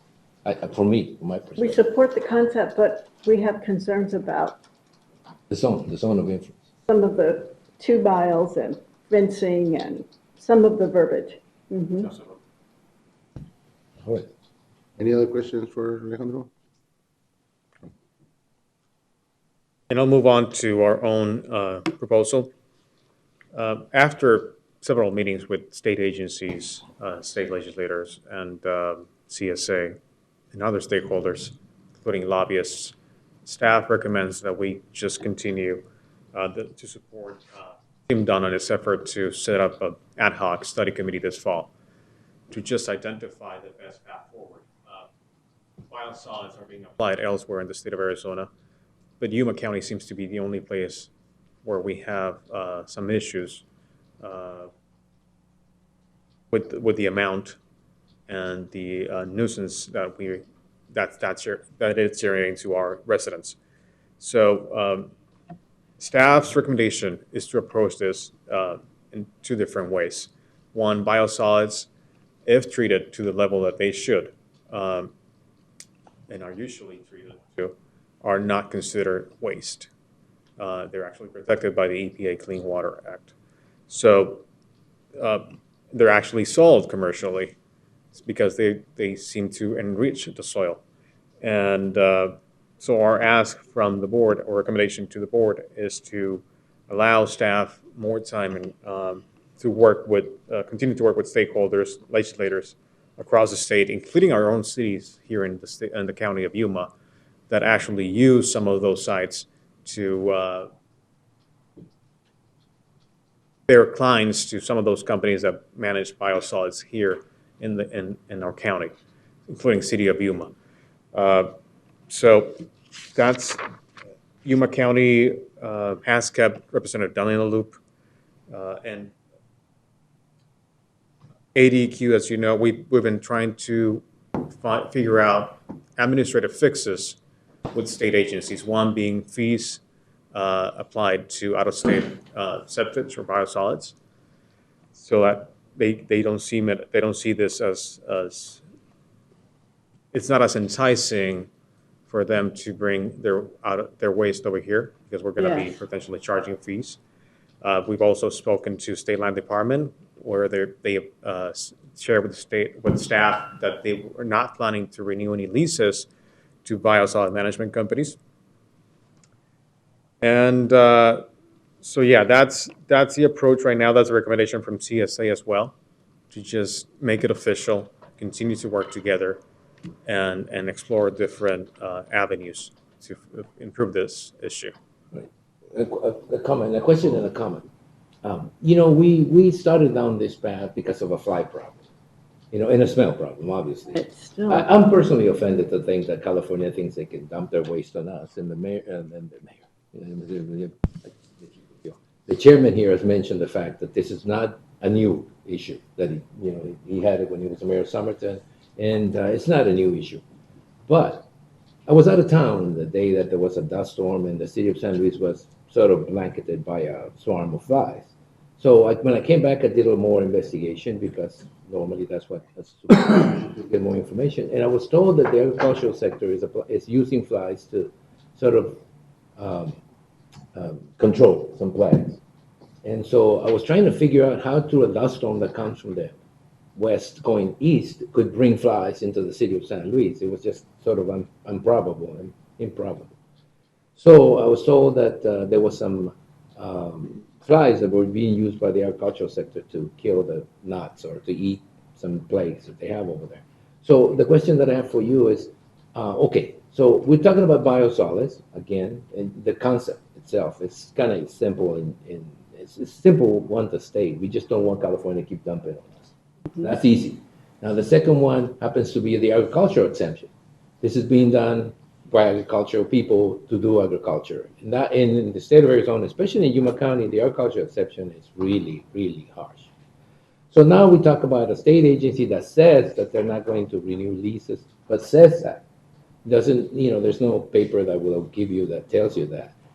Some of those leases may go on for another 20 years before they have to renew them. So that's a lot of information that has to be secured. I think that the concept of biosolids and the ability to monitor them or permit them gives us a tool. But if it's being used for agriculture, that tool may not be usable. And second, if agriculture is doing that, is using flies to control pests, then we got two issues. One is the issue of smell, which again is from the biosolids not being processed quickly enough and put on the ground. And the second one is the proliferation of flies everywhere, in Somerton and San Luis, everywhere. We need to take a look at the issue of the fly proliferation, maybe separate it a little bit and find out what's really happening, because the majority of the complaints I get are from flies. My house, I look in the back and there's a carpet of flies, and I'm going like, okay. Now, I don't want to remind the mayor here, the former mayor, that Lynn Stewart first got the Department of Environmental Quality to come to Somerton to study the flies and how they got to Somerton a few years ago. And what the results indicated was that those flies that were in Somerton weren't from the application of biosolids. They were actually from the landfill that's next to the biosolid. It was because lettuce wasn't being turned into the ground. It was, it was just deteriorating. So there's different ways or different methods that we can get a fly problem. I like to separate it a little bit. The biosolid thing has got its track, and I think that eventually we want to be able to, just like we did with toxic waste, we ought to be able to have some part in the process of approving it, whether it's a special use permit or so forth. But on the issue of agriculture, that's going to be a tougher nut to crack. But the issue of flies is going to remain with us. And we need to sort of separate that and figure it out what's going on with the flies, because the flies have become an issue. I don't know if it's an issue because of the biosolids being applied or the deterioration of simple materials, or because the farmers are starting to use flies as a method of pest control. But we need to take a look at that and say, look, maybe we got to negotiate some sort of a fly-free zone or something, where where we have some. I mean, again, separate those two issues. We need to investigate what's going on with the flies. I think the flies have become another. Chairman, Supervisor Reyes, as you may recall, a few years ago, U of A conducted some. I recall. I didn't forget. Right. I forget something. It was non-conclusive. They didn't actually conclude that it was either the green waste or the biosolids generating the flies. They pointed more into the green waste than to biosolids. Unfortunately now, the thing is, we're not in harvesting season, and we still have flies across the county. Yeah, and we could be getting it from someplace else. So yeah, there might be more than one source of proliferation for the flies. Now, speaking of the ag exemption, we've considered all different topics that you brought before, and from a legal recommendation and legal analysis done by the county attorney's office last year on the HB 2669, the office recommends that Yuma County should identify clear justifications for the restrictions. For the discriminatory restrictions to survive, any justification must demonstrate that the restrictions advance a compelling state-county interest that cannot be furthered by non-discriminatory means. Potential justifications might include any cost concerns unique to the application of out-of-state biosolids or health and safety concerns unique to out-of-state biosolids. Or in the case of interstate restrictions, other areas within Arizona. So that's part of the reason why staff needs more time to figure out the data and to justify this specific discrimination, intent of discrimination to biosolids. Now, the second part of this is that, and in pay your advice, we've looked into waste and giving the county a little bit more leverage and say as to where, when, how waste is applied in the county of Yuma. So DDS, county admin, the county attorney's office, the planning and zoning division met and are exploring a potential zoning ordinance amendment that would give the county the ability, or the board of supervisors, the ability to approve or deny a special use permit for not only for hazardous waste, but for non-hazardous waste. As it is right now, heavy industrial zones and industrial zones, property owners or developers in those zones have the right to bring in what's considered non-hazardous waste. But we could include non-hazardous now if the amendment is approved by the Planning and Zoning Commission and then by the Board of Supervisors. Mr. Chairman, Alejandro, to address that specifically, we've had several companies recently bring in waste that is deemed hazardous in California and then yet is not deemed hazardous in Arizona.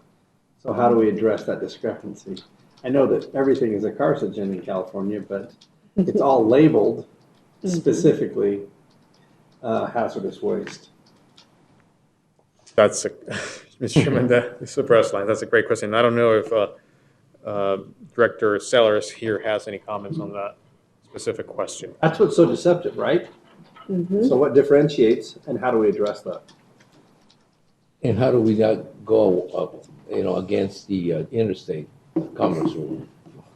since you're getting into that. Chairman Porteous, members of the board, Craig Sellers, Director of Development Services. In terms of the United States Constitution, I would recommend you work with legal on those issues. That's not an area of my expertise.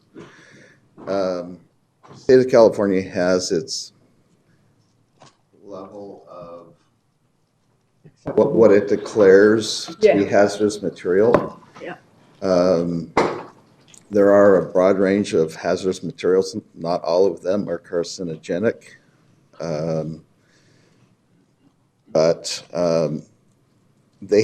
California has a list of items that are considered hazardous that the federal government does not. Arizona follows what the federal government identifies as hazardous materials. And so there's that body of materials that are hazardous in California, but once they cross into Arizona are no longer a hazardous material. The placarding is still on the items though. The distinction is on the placarding, they should be labeled California? non-RCRA waste. And RCRA is an acronym that I can't remember right off the top of my head, but it deals with the EPA regulations on those wastes. And so there's that body. I've spoken with one of the companies that do this, and it can be as simple as taking excess retail pharmaceuticals off the shelf, personal hygiene items and things like that California has in their hazardous materials, that once they cross over aren't regulated.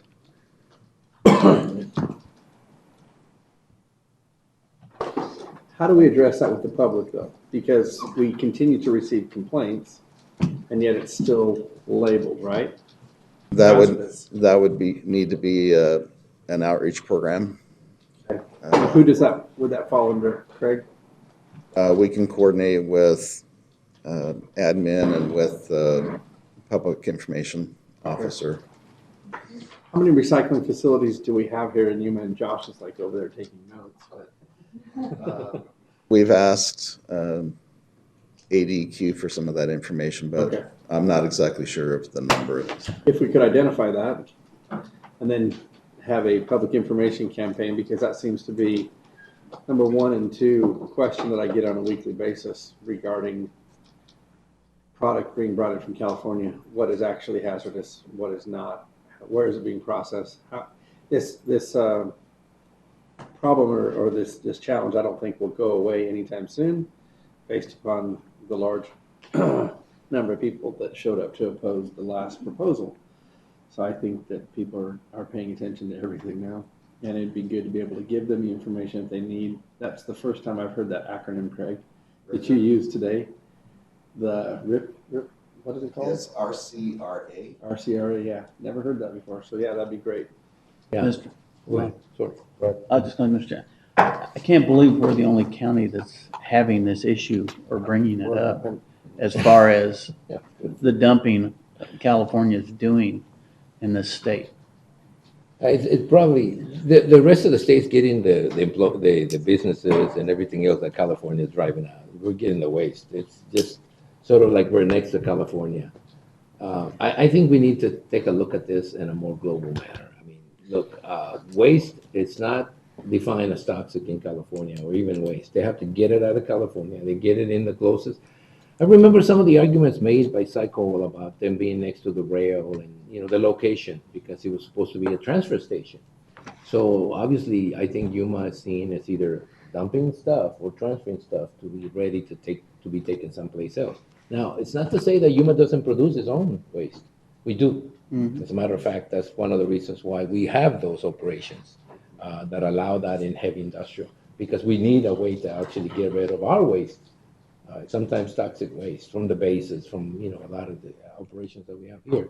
So we got to be careful not to, as we go for the California dumping in here, that we don't actually find a way, which we're doing right now, of trying to restrict the way that waste is handled in the county by the county. It's a difficult line to walk. I think we just go with what you just said, Alejandro. Continue with working with on the biosolids with Tim Dunn, the representative.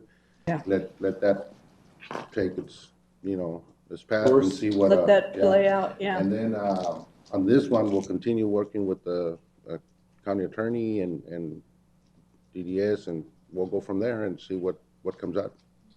Because I think we're every meeting we're talking about those those biosolids all the time, and then I hear from my left here, Tony, the same questions. Not just kidding, Tony. I keep forgetting I already asked the question. I think we just need to start move on and see what it comes out to, where it leads us to. Mr. Chairman, even if we if we make such outlandish fees to where it's not feasible for these people to bring the stuff into our county, if we can't go at it one way can we go out at another? Okay, we're not saying you can't bring it in, but it's gonna cost you Yes. to bring it into this county. Mhm. And if we take the fees and put them into a hazardous waste fund or something that's sit there to deal with the problems that this stuff's gonna cause eventually. I think at the end, the issue is going to be who approves it. We don't. The state does. Yeah. The state regulates it. So as long as you have, it's like the home group and the home rule that you talked about a minute ago. Cities can. The counties can. We're an arm of the legislature, and the legislature hasn't given us the authority to permit that specific use. It's up to ADQ, it's up to some state agency, the EPA. They approve those things, and they used to do it without regards to what people here used to think or think. It's now a little different. I appreciate the chairman and Lynn mentioning the fact, and Supervisor Simmons and everybody, including Supervisor Lyons, the fact that people are getting wiser to this thing and they're coming up and complaining. Thank you for including me. Yeah, I forgot. I was trying to get everybody in, but it took me a little time to get to it. Just, we need to continue this process to the point that we at least have some particular task that regards these issues. Otherwise, we'll keep getting walked over. And I think that's what we're trying to do, figure out a way that we can. And I think it's just a lot like military installations. It's how does it impact the rest of the state?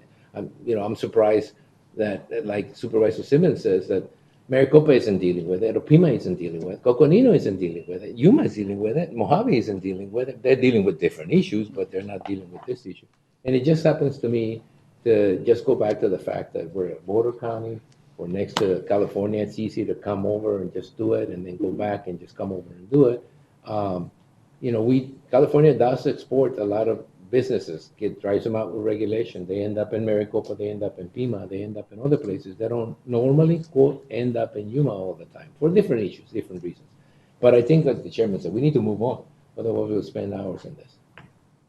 Mr. Chairman, members of the board, we can submit a proposal form with this verbiage on it to the CSA to make it official, or we can just proceed, and the CSA will continue to support us, but in an unofficially capacity. So if we want their support, official support, we can submit a proposal form, with the verbiage that's right there to them, and the CSA doesn't think, the CSA staff and executive director don't think that a proposal form like that would receive any kind of negative connotation or votes against it at the summit.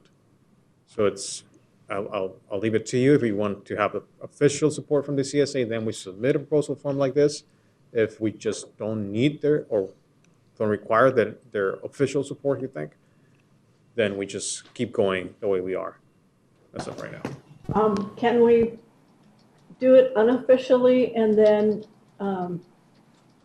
when the legislation, whatever Tim comes up with, then we can ask CSA to support it? Absolutely. Or Mr. Chairman, Supervisor Pancrase, yes, we can. We just don't know the timing of the study committee. I know the state legislature is due to go on some members are due to go on an overseas trip to Europe to check those Arizona Commerce Authority trade offices out in the coming weeks or month. So is Tim one of them? I believe so. Yeah. I believe so. So we're trying to do the best we can with the timeline that we have between now and January of next year. But we definitely can submit the proposal form at a later date for the CSA board to consider it, even if it's after the summit. There's still a little bit of time right after the summit to do it. All right. I think. Okay. We'll do that. So we want to do it unofficially or officially? Well, I think we wait till what Tim does. I think so too. All right. Work with him to find a solution. Yeah. Thank you. Let me ask a question before you leave. Sure. But isn't the purpose of this meeting in Flagstaff to have the CSA supported in other words, we won't change anything. All we do is put it up there, have a vote on it, get the CSA to support it formally. Right. by getting the support of all the other, well, most of the other counties. Okay. And get it in the form that the legislature can take action, which is how Tim's, bill is doing. But the fact is that we're going to the CSA meeting to put this in front of everybody. Our job will be to lobby so that when they vote in favor of it, so that it's supported by CSA. It's an opportunity for you to lobby your fellow supervisors across the state of Arizona, yes.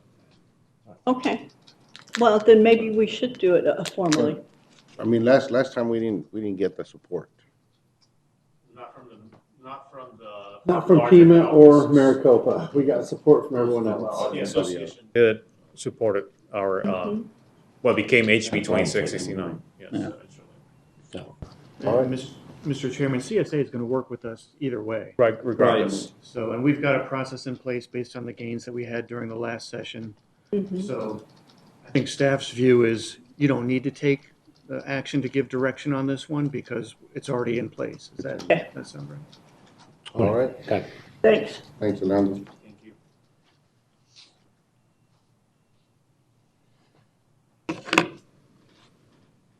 All right, moving on to events. Ready? Yes. I helped with the cleanup on Fifth Street, but before I'd like to thank Mike Bird at Adult Probation and his staff for all the work that they've done to help with the situation that down on Fifth Street on a particular property, and also Public Works for the work that they helped with as far as providing some receptacles for this cleanup. And it's nowhere near done, but we're working on it. It's in the BNC Colonias, and we're working, it's one of the projects that we're trying to get to help improve the area. So besides the fact that the gentleman had 90 days to, he was reported and had 90 days. So I just, the county staff that's helped with this situation, I really appreciate all their help. I helped do the cleanup too. That was a hard day. Anyway, I also went to the city's planning and zoning and spoke about 430 and 440 South Magnolia Avenue, and our concerns about traffic and the number of folks and a few other things. So anyway, I also attended the PM10 meeting, and that's coming along well. Thank you, Craig. You're doing a great job with dealing with ADEQ. Thank you. Or working with ADEQ, not dealing, but working with them. So I did the tour of the modernization of the San Luis Port of Entry. I attended the Farm Bureau annual meeting and dinner. I spoke at it's called the Welcome Neighbor Club. I spoke at their last meeting.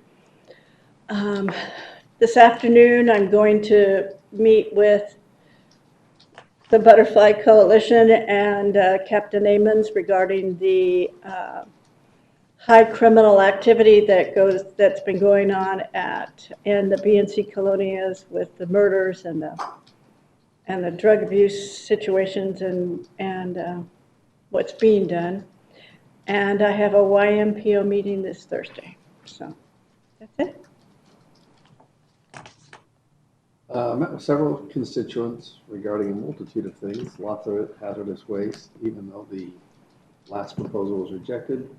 Had a couple of discussions around additional businesses looking to come to Yuma. Participated in the WIFA, chaired the WIFA meeting where San Luis received some modernization of Funding? Of their meters. And some additional assistance, and hosted additional visitors that came down to participate in What a music. border tours. And chatted with me and Josh several times. Mr. Simmons? Also met with several constituents, reference ongoing zoning issues that are going to soon be coming before the board. Attended the Mohawk Valley School ribbon cutting after their $5 million renovation, which it really looks nice.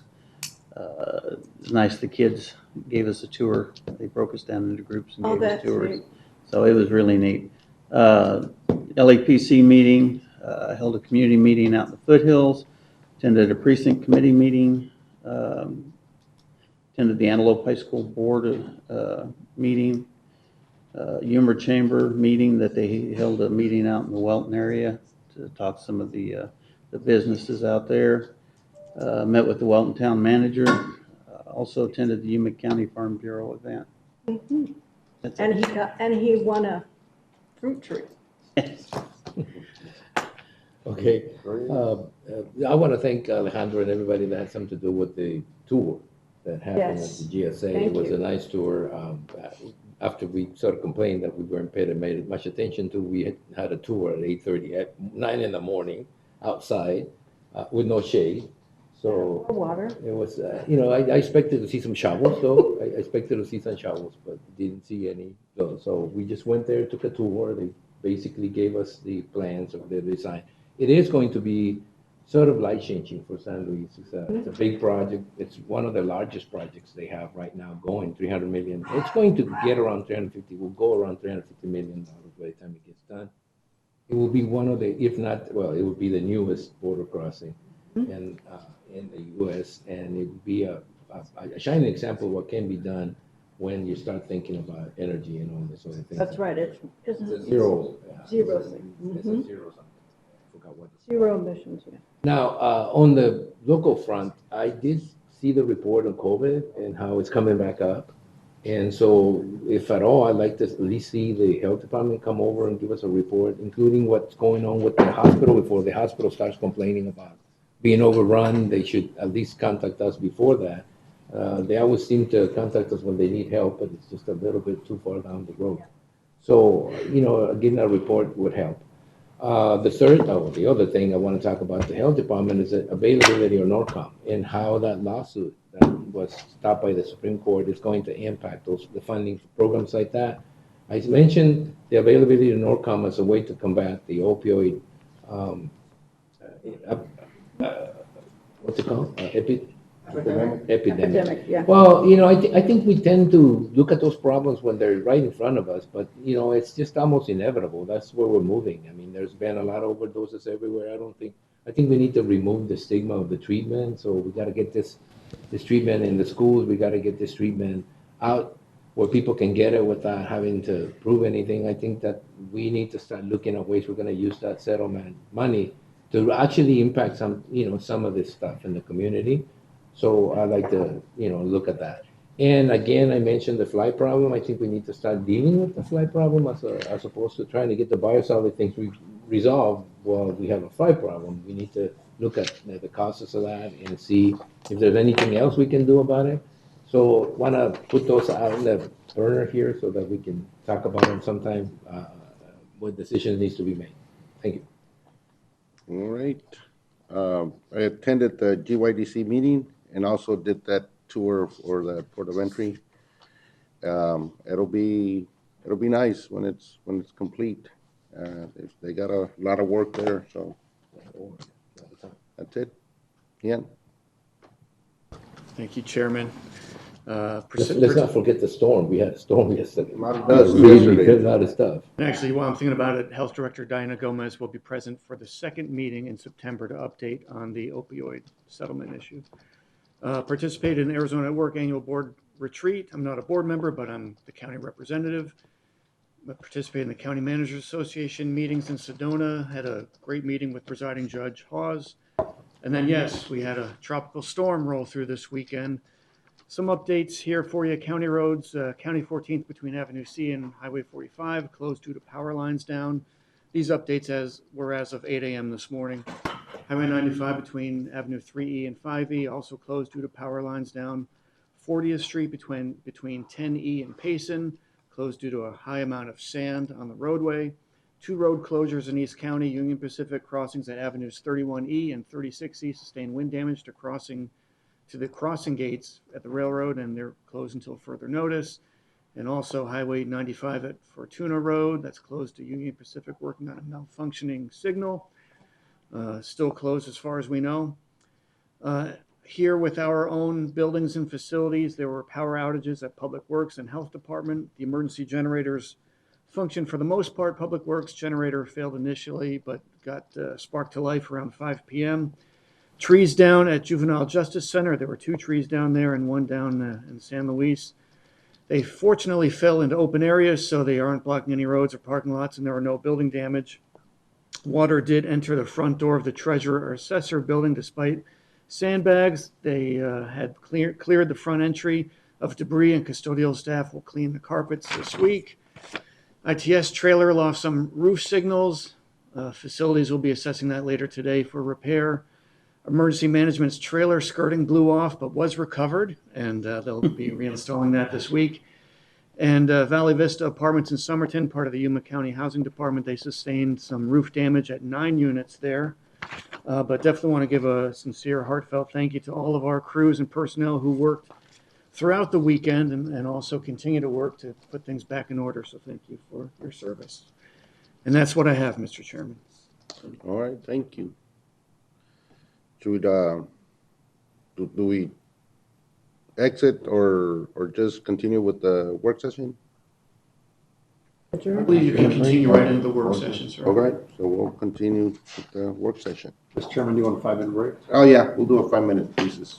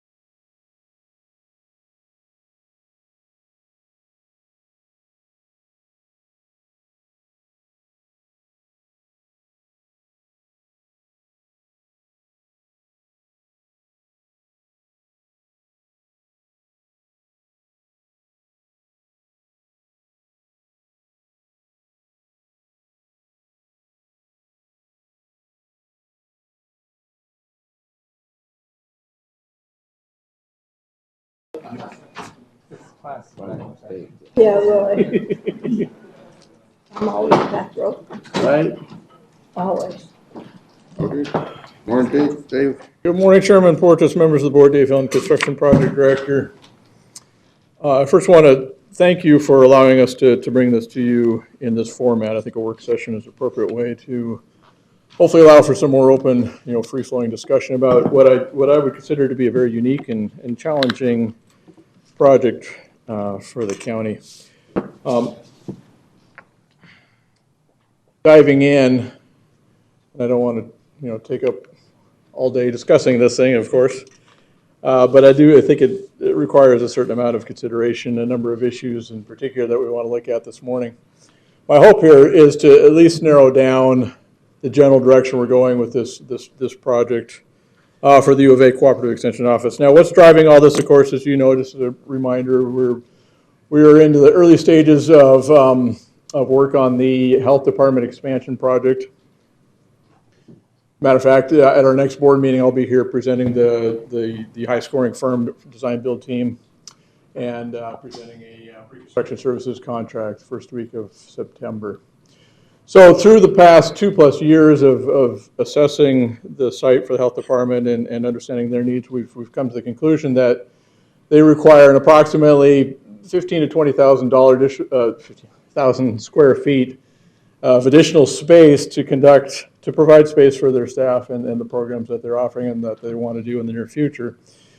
And that's going to require use of their entire facility, the pink area that you see here on the site plan, the full facility, as well as the new construction, which is represented in the green shading here. Which means, in all that, through the past 20+ years or so, the University of Arizona Cooperative Extension offices have been located inside of this facility. And we now need to relocate them and find a good spot for them to conduct their work. Our guiding statute and all this, which relates to this situation is found here, 3-124, which says, among other things, in addition to how the board is structured for the U of A for cooperative extension offices, it also directs this board here. And it says this: the board of supervisors of each county shall provide reasonable office space for the conduct of extension work in that county. A couple words just to highlight here, if I can. Oops, excuse me. Words such as reasonable, which is obviously a bit of a subjective word. Office space, does that just apply purely to office space or all types of program space? And that it is reasonable to that county, meaning that whatever you deem reasonable for Yuma County likely is different than it may be for other counties across the state of Arizona. Again, returning to the current facility, this is the southwest quadrant of the health department facility. The area highlighted in blue is dedicated specifically and was designed this way from the initial stages of the facility's existence to house the offices for the U of A Cooperative Extension. So you see about 5,300 square feet in blue, purely offices, meeting rooms, that type of thing. And then an additional about 2,300 square feet of shared space, that's the auditorium, as well as the adjoining kitchen just to the west of that. So somewhere in the neighborhood about 7,600 square feet in that building. And of course, as long as they've been there, there is a added advantage, if you will, of being able to utilize, combine resources, if you will. So utilities and that sort of thing are covered under one provision, if you will, by the county, as well as other measures within that structure. This, I'll probably return to this slide a little bit later. This is, as we advance into the construction work, I wanted to highlight the area that will be closed off. Our understanding at this stage in the project anyway, this blue-gray highlighted area is what we anticipate will be closed off during the first phase of construction as the new green areas are constructed. And again, just as a reminder, with the U of A being located in this area here, access could become restricted fairly early in the project process. So in terms of long-term solutions, I've broken it down into 5 categories here, and this is where I really hope to spend the majority of our time discussing to understand what seems to be appropriate from the board as we move forward.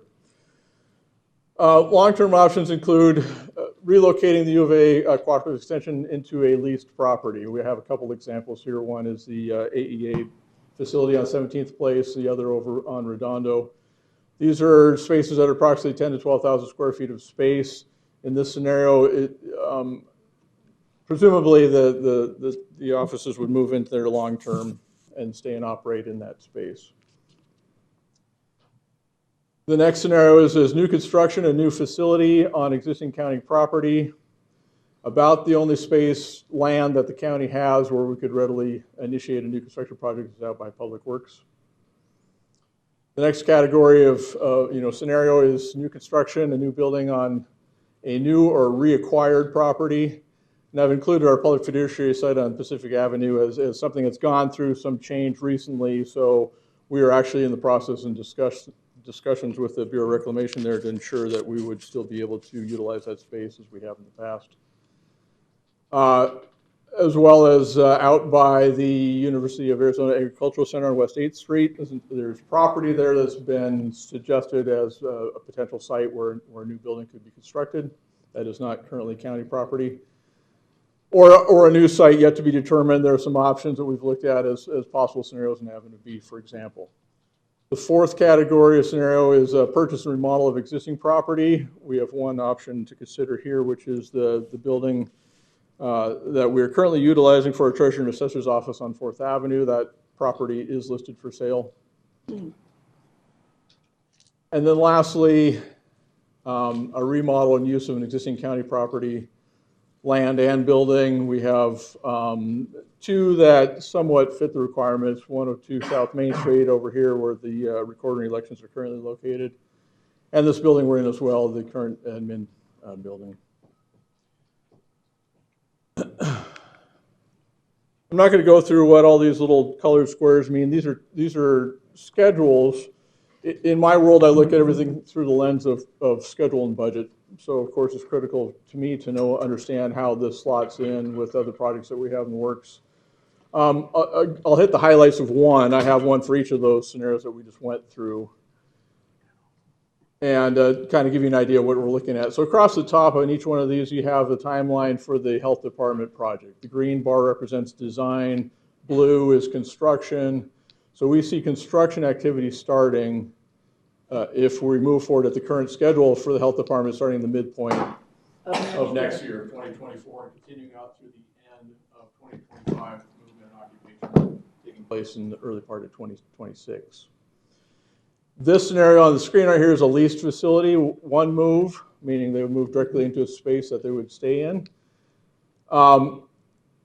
We're here at the end of 2023, so in this scenario here, we'd be identifying that location, working through lease agreements. If there is any tenant improvement work to be done, design would take place over the winter with remodel work taking place in the spring. Move in, I have it lined up right here at July 1st and continuing on an annual lease basis from there. The focal point here, though, is that what we're trying to avoid is this overlap here. So in this scenario here, the U of A would be able to relocate out of their current location into their new space ahead of demolition and construction work on the health department site. Again, in this particular scenario, we have a couple options that we can discuss. AEA building, Redondo site. We have some lease information about these spaces. Their lease rate's $1 square foot. And again, we're looking at approximately 12,000 square feet of space. These are triple net leases, which means tax and insurance and maintenance are included with the lease rate. There would be, of course, some tenant improvement discussion to take place both with the building owner and between ourselves and the U of A staff to determine what's needed to change and how that is handled moving forward. And then lastly, the health department project in this scenario is not impacted. Again, moving forward quickly, I won't hit all the highlights. This second scenario is a one move scenario into a new facility for the U of A. The red area here shows the main factor here is that we're extending the timeline for the health department project. That does mean you're accruing additional costs and expense by doing so, but our goal here would be to really minimize the overlap between when construction activity is starting and moving the U of A out of their current space in the health department facility and into their new space. This scenario would take place on a new site or a site that we already have control over, such as Pacific Avenue, the Egg Center site on 8th Street, out by Public Works, or on a new site. I'm showing here a ROM estimate of approximately $7 million for new construction. We have a little bit more detail on that a little further on, but just keep in mind to accommodate the request of 16,000 square feet, that's roughly the price tag we'd be looking at for that.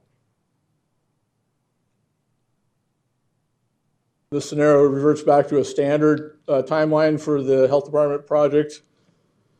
This allows for a secondary move into a temporary space, so that move happens early in the process, out of the way of any construction activity at the health department site.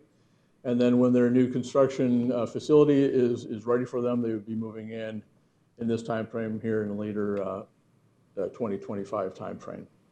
In this scenario, potential locations again for a temporary move. We'll discuss this a little bit separately, whether it's a combination of smaller facilities or one larger facility, such as the AEA building or the Redondo site. For long term, we're looking again at new construction either on Pacific Avenue, out by the Egg Center Public Works again, or a new site. And you can see again the details there of what a lease looks like and what new construction costs look like in this scenario. Last scenario here too is if we were to select to renovate an existing facility that the county already has, such as the former Hofstadter building or the admin building here.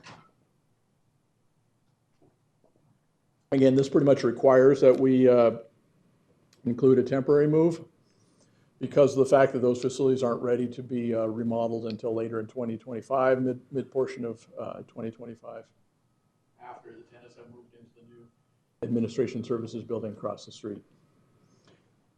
So you would, this scenario does require that two-part move. Dave, what's the estimated budget for renovation? Yeah, renovation of a facility is really up to the discretion of the board to determine what sort of budget we have to work with. There are a number of variables. It depends on how far we want to go down the path to try to meet every need that the U of A has for that facility. It could start, very low end if we were to take the approach of use it closer to its existing condition, and you could easily exceed $1 million or more if we were going to perform extensive renovations. So I did put a ROM of about $250 a square foot. I would classify that as a general renovation without any major structural upgrades or mechanical system upgrades or anything of that nature. These are the considerations that I wanted to bring to your attention that I think any of these scenarios need to keep these items in mind, if you will. Number one is the issue of location. To what extent is the public coming to this facility for the U of A cooperative extensions? Meaning that, for example, if we were to focus at the Egg Center site out West 8th Street, is that convenient for public to travel to that part of town to register or participate in their programs? As well as proximity to other sites that the U of A uses, such as the demonstration garden, Moody Gardens, or the fairgrounds or other such locations. Budget, of course, major consideration. We talked a little bit about what lease payments might look like, roughly $1 a square foot, plus tax and insurance and those sort of things. Additionally, there need to be some discussion about tenant improvement costs, who bears that cost, and to what extent are we willing to go with that. For new construction, again, if we look at the requested size of a facility at 16,000 square feet, I'm showing a relatively low cost per square foot here, thinking that we could look at, for example, I don't know if you recall at a previous board meeting, I brought up the example of the relatively new school district offices in San Luis, the Gadsden School District offices, which are an insulated metal building type of construction and comes in a little bit lower cost per square foot. So something like that, using that as an example, I think we could target that. Construction costs alone in that scenario at 16,000 square feet would be $5.6 million. By the time you add in site development, infrastructure, other costs, and so on, you're looking at $7 million or more. And then, of course, there's the question. In the long run, would it be better to build something than it would be to lease something for ever and ever? I mean, wouldn't it, to me, it seems like. That's entirely up to the board to decide if what's considered better. Yeah, Well, obviously, if cost-effective? you're leasing a space that's not a county property, it's not a county asset, it's a sunk cost, if you will, on the lease. Mhm. But again, as was highlighted, I believe, in an earlier message, if you're looking at somewhere around $7 million of construction, you're looking at leasing, say your total lease cost is $150,000 a year, how many years are you leasing before you approach that investment? It's in excess of 40 years, I believe, so. How many? 40 or more. 40. I'll be quiet. Director Rosengo is here too. Welcome to provide any additional information. But speaking from his perspective, in order to get closer to what they want, you're going to have a much more difficult time accomplishing that in a leased facility as opposed to building something more, with that goal in mind, is to provide that space, design it to their needs. Ongoing maintenance costs, another consideration. If it's a county-owned facility, those costs lay with the county to maintain both preventive maintenance as well as life cycle replacement or emergency repair. General maintenance and operations, all the operating systems as well as expenses related to managing a facility, again, lay with the county if it's a county-owned property. Cost of utilities, APS, water, et cetera. Monitoring systems, you have alarm systems, fire alarm systems, and so on like that. There's a monthly cost associated with that as well to determine where does that cost belong. And then the last category, they're outfitting your new facility, furniture, fixtures, equipment, audiovisual equipment, IT infrastructure, low voltage security systems, that sort of thing. Both the installation costs, the upfront costs, as well as the ongoing maintenance costs and monitoring costs. Move, I put move management, it's really a move service, meaning that when their new facility is ready, somebody's going to have to make that move happen for them, pack their equipment and move it into the new space. And then the last thing too, in one of Mr. Engel's previous presentations, he used the word commercial kitchen as being required in the space. I just want to clarify, there's a tremendous difference between a commercial kitchen versus, say, a demonstration kitchen, which is typically used in more residential level appliances and equipment, so on. If you're getting into a commercial kitchen, that's a significant expense and requires significant fire suppression systems and that sort of thing as well. So something to keep in mind too as we look at some of the finer details, if you will. Everything past this point in this presentation it relates back to one or another of those scenarios. So what I'm hoping that we can do here is hear from you about which general direction you think you might want to consider or know more about, and I can point you, to site plans and floor plans, that sort of thing that go with those types of scenarios.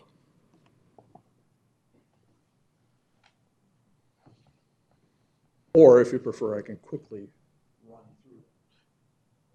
Any questions? I have a question. Bill, what's the issue with putting a building down by the U of A Egg farm? Center site? Mm-hmm. The county should make every effort to maintain control of the occupation and use of the building. If you build your building on somebody else's property, it's not an ideal situation. This is the Egg Center site here. It's hard to see. There's a yellow outline that identifies an approximately 2-acre portion of that site. And then the red square is 16,000 square feet of presumed new construction.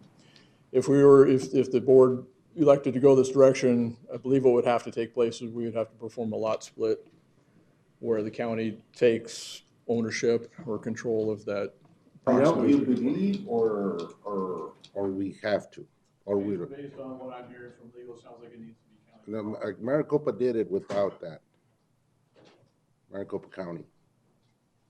They separate a portion of land? No, they just did the building in the U of A, on the U of A property. Mr. Chairman, that's not completely accurate. Maricopa, the Board of Regents conveyed property to Maricopa County.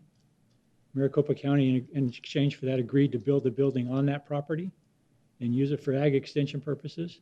If it ever ceased being used for ag extension purposes, the land and the building reverted to the Board of Regents.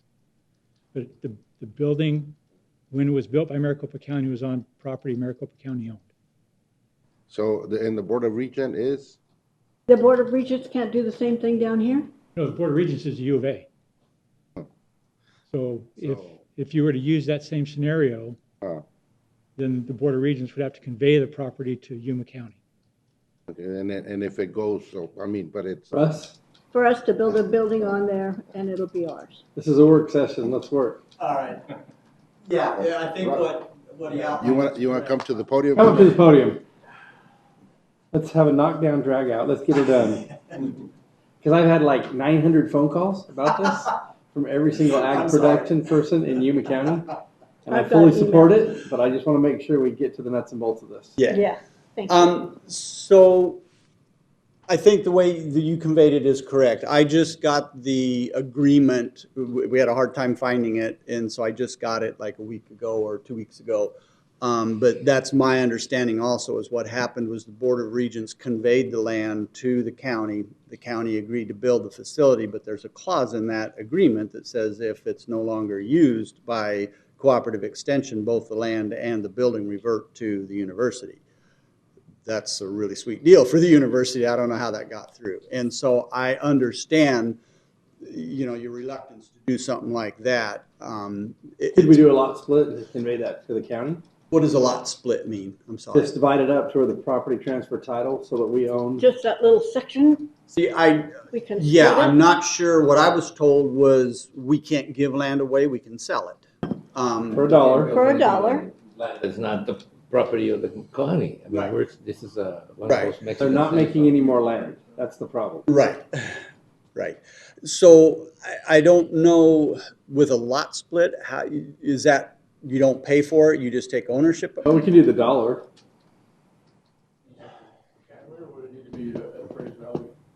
It would have to be at appraised value? We bought it. I think that's the Board of Regents' position, at least I was told by Can we my, explore these options before? yeah. So, I mean, if we're looking for the path of least resistance to maximize everybody's right, bang for the buck and keep you on location, right, near your fields, right. that seems like the best place. Yeah. It's a good place, Good yes. place. And I would agree. And then, yes, so I think we would need to seriously explore those options. What are they to get, to provide the land? Whether it had, what I was told, but that hasn't gone to the Board of Regents or anything like that from the vice president of Kells, whatever, Kales now. But anyhow, they said, we can't give away land. We have to sell it for appraised value and stuff. So I think that, in my mind, that would be an option. I don't know how this lot split would work, whether, If we do it for this location and we set say the county is going to set a $5 million budget or a $6 million budget. That's what you've got to work with. That means. So you can either give us the land and that leaves you $6 million for the construction, or if you're going to charge us $1 million or $2 million for the land, you've got $4 million for a construction project. You see what I'm saying? Yes. Where it kind of puts the ball back in their court.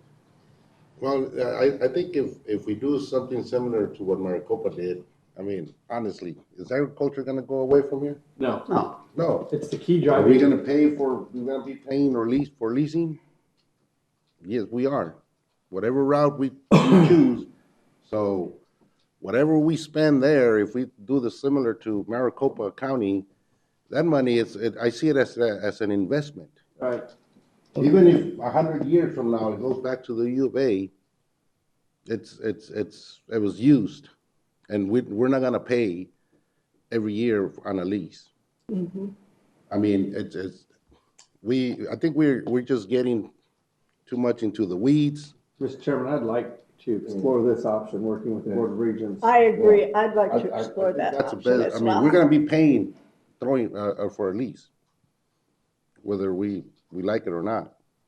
So I see this as You know, I don't see agriculture, at least not in my lifetime, going away from here. Me either. I don't see it going away. And No, I see the problems with building something on somebody else's property. As long as we build it on our property, we lease it out for 100 years, I don't care. As long as it ends up being county property. I see the problem as being spending taxpayers' money for a specific university. What stops ASU from asking the same thing? What stops anyone from suing They us don't in have court? land here. because they're not a land grant university and they're not put in Look, place I don't by mind building a federal building, law. as long as it's in county property, that's it. Whatever the deal is, at the end of the deal, it needs to be county property. It's the way we got it now, and I think it's the way by statute we should proceed. So it's not a problem. Maricopa County did. It's now Maricopa Yeah. County's land, right? It is Maricopa County's land. What it says is that it's got a clause in there that it will revert back to its original owner if it's not used for that purpose. If it's no longer used for cooperative. That's a clause. I don't know if it meets legal muster, but if it did in Maricopa County, it must meet legal muster somehow. I don't understand how that works, because what it means is at the end of the day, we'll build a facility only for the U of A, solely for the U of A, and land that has to be titled over to, he called it a lot split. I just think call it warranty deed on a piece of property that's separated from, and I don't know whether, in looking at that side, whether the parking area needs to be included, because I don't think we can build a facility without the parking area, and I don't know whether that's gonna present a problem. This does not exist right Oh, now. this, okay. So that's all gonna be built within that land, that red outline now. That land is available, is my understanding. yes, sir. That little block, by the little block in the black, I think that's some solar panels that have never worked, and they've said those can be removed. So right now, essentially, that block of land in the yellow is kind of available. All right, so that's why it includes that size that I looked at. and- Whether it would have to be Parking that area, big, I but- mean, like I said, the other thing. Right, why don't we just make it official? We'd like to do this, we'd like to build it, we'd like to get over this, get the attorneys to work out a deal between the regions and the attorneys as soon as possible, so at least you know what's going to happen in the near future. Yes. But it's gotta be clear by legal, otherwise we can't start using the money that we have. And if the money has to be sold at appraisal value, then fine, then that's what we'll do. We just simply adjust the budget to reflect it. I don't know if that would be like sold by feet or by acres. I don't know. How big is that site? 2 acres. My name is Jesus Andrade, Mhm. and I am a member of the University of Arizona Cooperative Extension Board. You wouldn't be building, this building just for the U of A. You're building it for the community. Yeah. And even though agriculture is has a big impact in the community, the cooperative extension does a lot more than just ag. It serves for education, it serves for family nutrition, and also science and medication. There's a lot of families that get benefits, like, for example, going to the dentist. They have programs that help kids that need dentist work, and they get it done through the U of A Cooperative Extension Board. So I think you're just looking at this as a one dimension, like, oh, it's for ag, it's for the university. All the university does is serve our community, and I think that's what you're all here, to serve the community. I think there's a lot of emphasis given to the health department, like that's the priority and we need it, but also the cooperative extension started because we needed more outreach to rural communities that weren't getting it. And I think if you're gonna move the U of A for a year and then move again, there's a lot of expensive equipment in those labs. I mean, some of those machines cost $1 million. Mm-hmm. What happens if you break them, if you're gonna be moving them around and around? If you're worried about taxpayers' money, then let's do it right. Let's just move once and make it an easy transition for the U of A as well, because they need to keep their doors open to serve the community. Thank you. Thank you. Appreciate that. And that is extremely important to note. I agree. Not to mention the youth FFA program. Yeah, no. 4-H. 4-H. Sorry. Mr. Chairman, just to Okay. note, which I think everyone already gets, but just to understand, if we move once to facilitate a project here, it would mean delaying the health department remodel. Okay.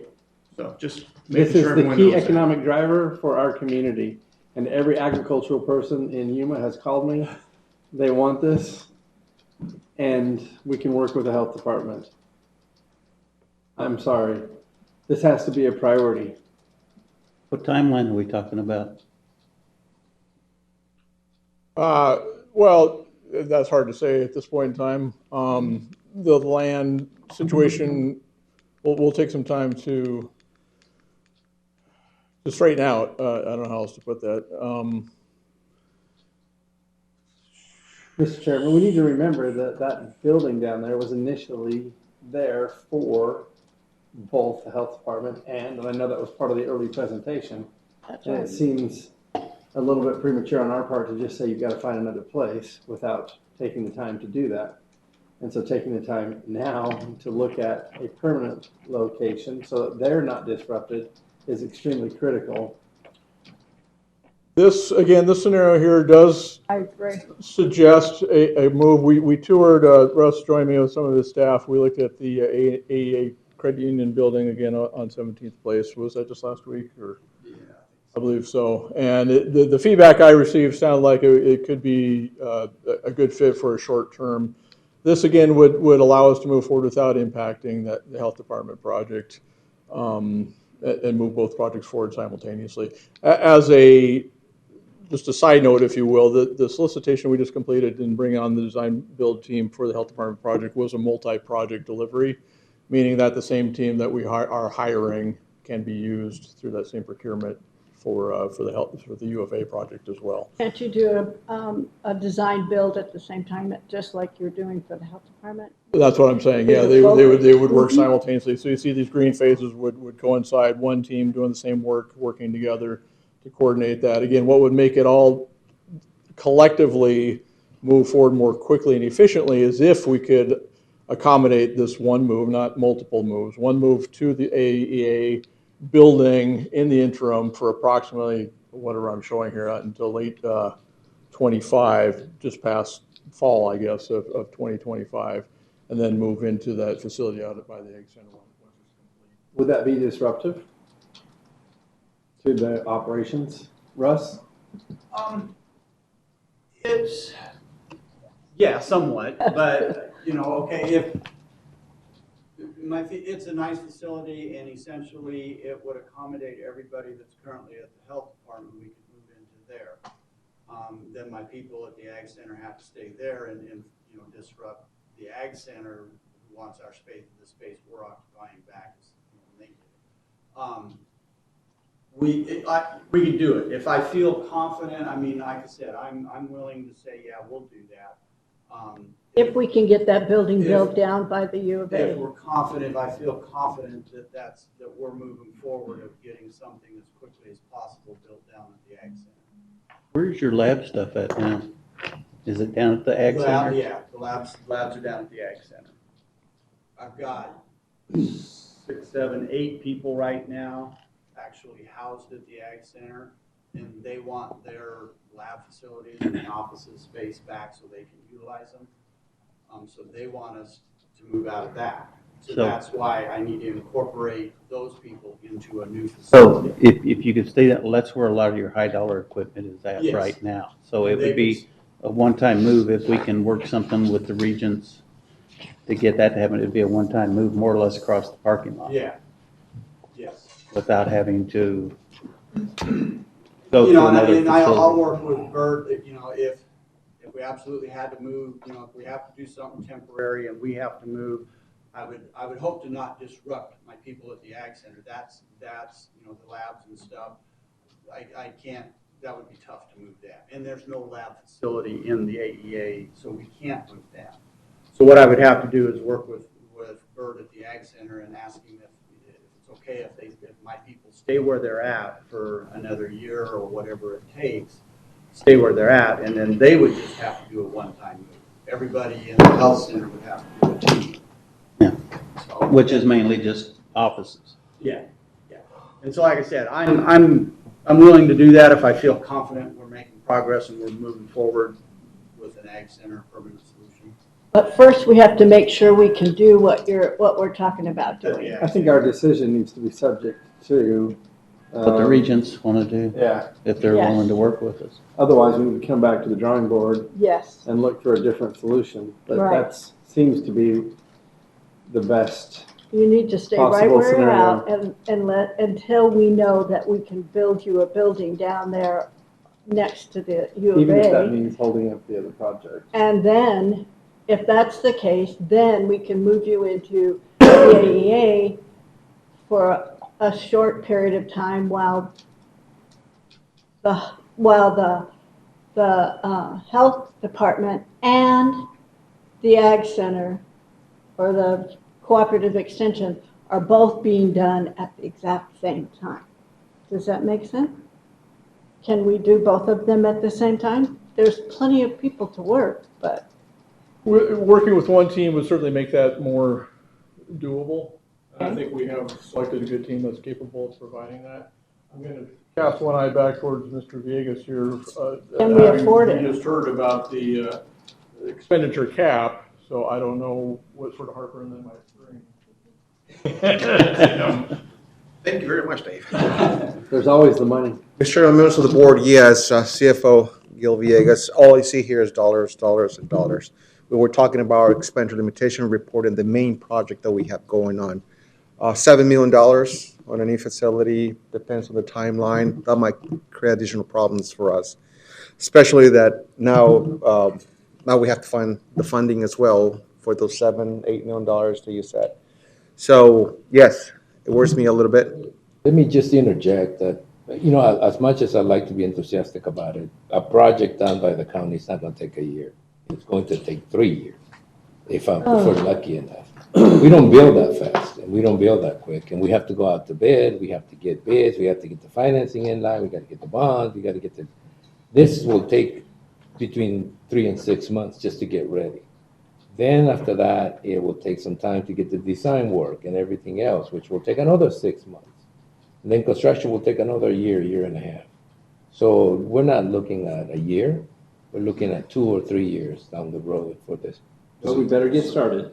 Professor Rice, thank you for bringing that up. If this is going to be a financing bond or other than the funds that we currently have, then yes, it takes time for us to prepare, make sure I get the right people, the right bond counsel, and set the amount.